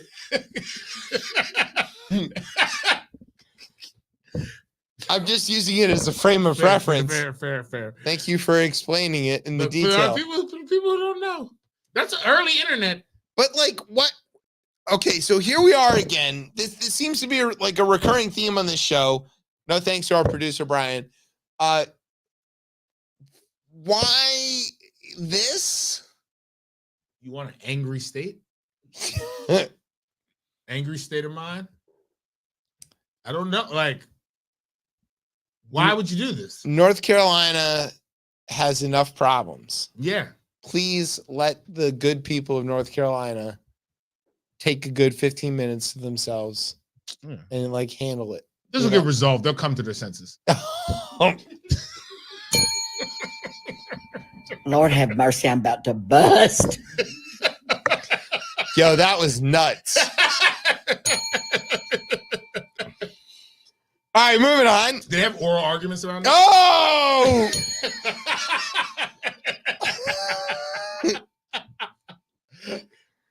Resolution XXX. I feel like you need to chew on it for a little while. Oh, God. This sucks. No. This pussy. Okay, moving right along. Gotta advance to the next section. When it comes to the climax of this show. Oh, wow. Yeah. Hey, here we go. Have you heard of Zyn? This is the caffeine? No. No, this is the nicotine. Nicotine. It's the nicotine. Yes, I just heard about this. I literally only heard about it this week. 2 days ago. Yeah, on NPR. Okay, so apparently there is a thing called Zyn. Yeah, they zinning out. Which is nicotine that is not necessarily derived from tobacco, but could be, mostly is, in little pouches that you stuff in your mouth like you would chew. Chew, yeah. Everything gets recycled. Everything, we just keep going around. So, like, the Swedes kind of invented this. They had this stuff called snooze. And the idea of this is that it's like it's snuff in a pouch. And you stick it up in your lip like you would with dip. And then, you get the nicotine hit from it. And you don't have to smoke it. And you don't have to do as much spitting or any spitting. All right. And so, like, does it cause mouth cancer? Maybe, probably. But it's not really well known and it's not regulated at all. At all. So it's in that jewel type. It's in the pre-regulation jewel category, right? So along those lines, Chuck Schumer, Senate Majority Leader, commissioned a study. Like, hey, what's up with this Zyn stuff? It's a nicotine thing. It's addictive. We know it's addictive. Influencers who have made nicotine pouches part of their online personalities. He goes, is this a problem? Yeah. And the study comes back. It's like, well, it could be a problem. Yeah. And he's like, hey, we ought to ask the FDA to check this out. Didn't even ask to regulate it or anything. Just like, yo, check it out. You better, for now, as long as they're allowed to do that. Now. While the FDA is allowed to exist. Yeah. So the right wing lost their shit because apparently Zyn is like a cultural thing for them. Oh, they're zinning out? These Zinners are in. Zinners. They are committing Zins left and right. Zins left and right. Yeah. They're in the Zin bin. We don't even know, like, I'm not even aware of this shit. But like the simple question of, is this harmful? They all lost their mind. And they were like, oh, no, if you come from my Zyn, you got to pry from my cold, dead lips or whatever. Wow. Which could happen if you do a lot of Zyn. So they all flipped out. And Schumer was like, holy shit, I didn't know this was even a thing. What are you talking about? Schumer's not on that part of the internet. I'm not on that part of the internet. No, I learned this 2 days ago. And Fetterman, who's the only like Democrat who knows anybody who works for a living, goes, hey man, like let people do what the fuck they want.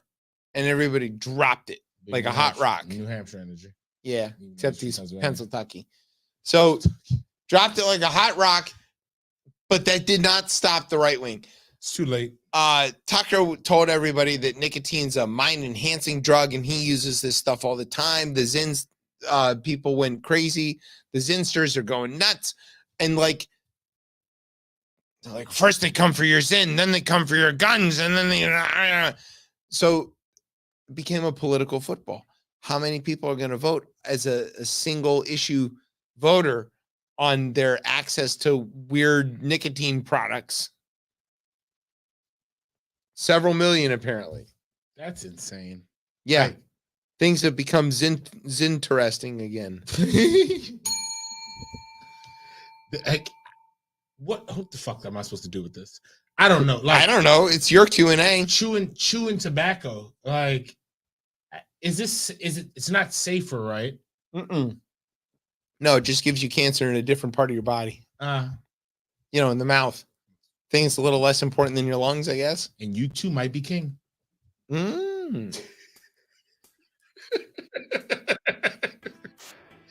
Very interesting. Look, you want to fucking... We're just not going to cover it on health insurance. Yeah, well, yeah. Are you a tobacco user? No. Are you a Zyn user? Yes. Yeah. Off. See ya. You hear that music? That is our... We got predictions. Oh, yeah. Super Bowl. Who's going to win? I understand that everybody hates Patrick Mahomes. I understand this country. No, this country doesn't like. Look, it's me. This country doesn't like. We can't. I heard it the other day. You always reference on the show, Tyrese though. It's like we've already seen him win. We want to see 49ers win. And no, I want total domination. I want people to win dynasties. I'm here for the best of the best. Supporting the Harbaugh dynasty in Michigan. That's over with. Oh. Yeah, so I'm going. You're against our black head coach? I get it. Yeah, that's me. Cool. You know me. Yeah, he's in the big house. You always got to watch them in the big house. I'm going for the people on the field. Okay. Patrick Mahomes is on the field. Half of him. Hey, you've seen his daddy. Yeah, the pitcher. Yeah, you know. I always want to see Patrick Mahomes. He's Jordan. I want to see him. They will win the Super Bowl. It's a psyop, obviously. What's the name will come out and endorse Joe Biden.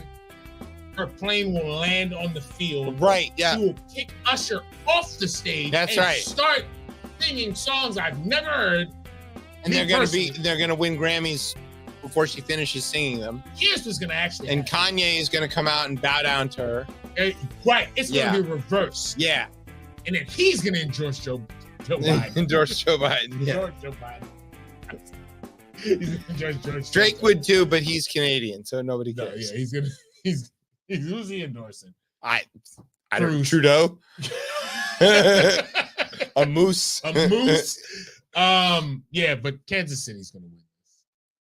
So I think on the merits, like sports wise, like on the field, these are well matched teams. Great matchup. It's like, are we doing this again? This is like the election, right? We're doing this over again. What's 4 years ago? 4 years ago, right? We're doing this again. But the personnel are different. Yeah. On the Niners side, look, there's great stories here. Purdy's Mr. Irrelevant. This is the last pick in the draft. Yeah. He's been to the playoff game. That's great. But now he's in the Super Bowl. Yeah. Like, that's a hell of a story. You've got this incredible defense of the 49ers. You've got, Debo coming off the injury and coming back and being great. You've got Kittle. You've got this great coaching staff of the Niners, and you've got a lot of former Washington players. You've got Chase and Trent Williams, and like there's lots of reasons. Yeah, there's a lot going on. As a Washington fan to support the 49ers, plus they're the NFC team. On the other side, you've got Patty Mahomes, who is a generational quarterback. You've got Andy Reid, who is probably going to retire after the end of this. A lot of people are saying you'd like to see him go out on a win. People love to talk about Belichick. Andy Reid. Andy Reid's coaches circles around Belichick, and like he's just when it comes to scheme. Yeah. He's just a genius. Yes. And the way he has been successful he's not just been successful with different teams, but he's in terms of makeup, but he's been successful with different teams I remember when Troy Detmer was coming in those damn Philadelphia teams. Yeah. He's been successful across different franchises. Yeah. All right. So and he has a tree. He has a tree as well too. Not that Belichick doesn't, right, but Andy Reid is in the Holmgren tree. But I think that it is that is from the coaches we like to look at. successful ones have a tree of people that go on. Absolutely. So it's hard to pick a side, honestly, if you're a neutral on this. I'm a neutral on this. I my brother's a Niners fan. I kind of, I'm sort of reflexively pro NFC, unless, it's one of the teams I hate, like, the rest of my division. But it's hard to root against Mahomes in the story of the Chiefs. And they're building this. His best run. I think this would be Mahomes' best run. Well, I really want to see all road games. I want to see Reed, not all road games, but coming in as a wild card in 2 roads. Coming in as a wild card. I want to see Reed get another title and get to retire and be in that canon of greatness. I that's, for me, it's about Andy Reid. It's that Mahomes is going to probably get another couple Super Bowls. He's got it. We'll see. But Andy Reid, let him have. So, all right, Brian hates Andy Reid and the Kansas City Chiefs because they beat Lamar. Doesn't your coach come from that tree too? He does. Yeah, he was. Okay, how you he can't was hate John him Harbaugh's special team, right? I hate because I don't like dynasties unless it's my own, and we have. Unless it's my own. That's so crazy. That is insane. No, you don't like dynasties? I would tell. I'm in the same category. So until we have I feel the Orioles will have a dynasty. Because based off the way things are going, the Ravens should have a dynasty. Corbin Burns. But I saw the list of free agents we may or may not lose. But anyway, I said this on No Filter. I'll give you the preview. I said this last time after the Niners and Chiefs met. The Niners had them. And they let up. If they do that again, it's going to be a repeat. That means it's like you need to pressure, you need to attack Mahomes. You don't blitz, you attack. There's a difference. And the Buccaneers attacked when they won their Super Bowl against them. So that's the main thing. You stop Mahomes, you stopped everything. And I think that's how it's going to be. So, but the way I say it is like I'm to me, my winner will be Usher. Yeah. and also the fact finding out I'll root on Mahomes. I will root for Mahomes. All right. It is not Patrick though. It's his hot wife. She's in new Sports Illustrated swimsuit. So there, I'll root that Mahomes. So there. Okay. That's how we're gonna end. I mean, look, the opportunity for this to be an actually really good game is I don't think it's gonna be a good game. It could be. That's a good game. It will be ugly. For people who enjoy this, I think will be 17-14. Sacks and turnovers. That's fantastic. Like both of You've these got two killer defenses are gonna neutralize. I guarantee this. There's no way in hell it's a high. Containing Patrick Mahomes is like containing a nuclear reaction. He only needs 14 points. In one half, he only needs 14 points. He only needs to score 2 touchdowns. All right, my only advice to the Niners and a good referee team. Taylor Swift edition. My advice to the Niners is the same thing that I told everybody who played against the Tom Brady Patriots. Is that I don't care by how much you're ahead, you play like you're behind. Yeah. You keep your foot on the gas, and you do not ever play prevent. You just try to throw as many points. You could be up by 50. You're still behind. 50 with 2 minutes left. Patrick Mahomes can do it. Be careful. I think one of those receivers on the Chiefs, I don't even know their names on there. Who's the boy who caught the last catch? Dada Scanlon? Is that who it is? The catch that what's name throw over there? I think you're gonna have a weird MVP. It's gonna have the fucking overlords running for the hills to try to figure out how to get. No. It's gonna be Kelsey because that's how the deep state plan. PSYOPs, baby. Yeah. Here. All right, you hear the music. Word, PSYOPs. Everybody's saying PSYOPs. PSYOPs this. They just call it an that. op. It's an op. It's an op. Just the op? Just an op. No sign? No, they got rid of it. It's too hard to spell. Got that silent P. Much like Trump in Moscow. All right, you hear that music, which means we've come to the end of the show. We want to say thank you to Josh for hanging out with us and promoting democracy. We also support democracy. You should support democracy. If you don't, you're a fascist. Please don't forget to vote. It is your right. But please use it. Yeah. Unless you live in the district. Huh. Also, thanks to our radio partners, the FEC, the SEC, and the FCC, and of course, the FBI. Thanks to NOTN. They're listening. Thanks to always listening. They're always listening. Thanks to NOTN for keeping us on for another week or not. We don't know. Thanks to our home on the interwebs, CopleyMedia.com. And thanks as always to our family here at Beltway Radio for making us sound as smooth as the sound of Vladimir Putin makes when his testicle tanning light is a little too hot. What? You know, I don't know what that sound is, but we're that smooth. All right, where can everybody get you on the socials? You can find me on Instagram at Catch 'em Corded. You can find me at Hellscape X and DC Cortez. And you can find me always being the flaming liberal on Blue Sky. Which is now public, by the way. It is 3.2 million. Yeah. Seems like not very many.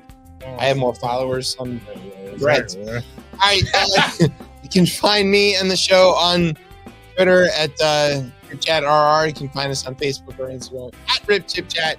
You can, of course, find us every Thursday night here on Beltway Radio and Beyond at 9:30. I'm Chip. That's Tez. That's Brian. Loving the Kansas City Chiefs. His favorite team in all of football. You've been listening to Chip Chat on Beltway Radio and Beyond. Street Buzz.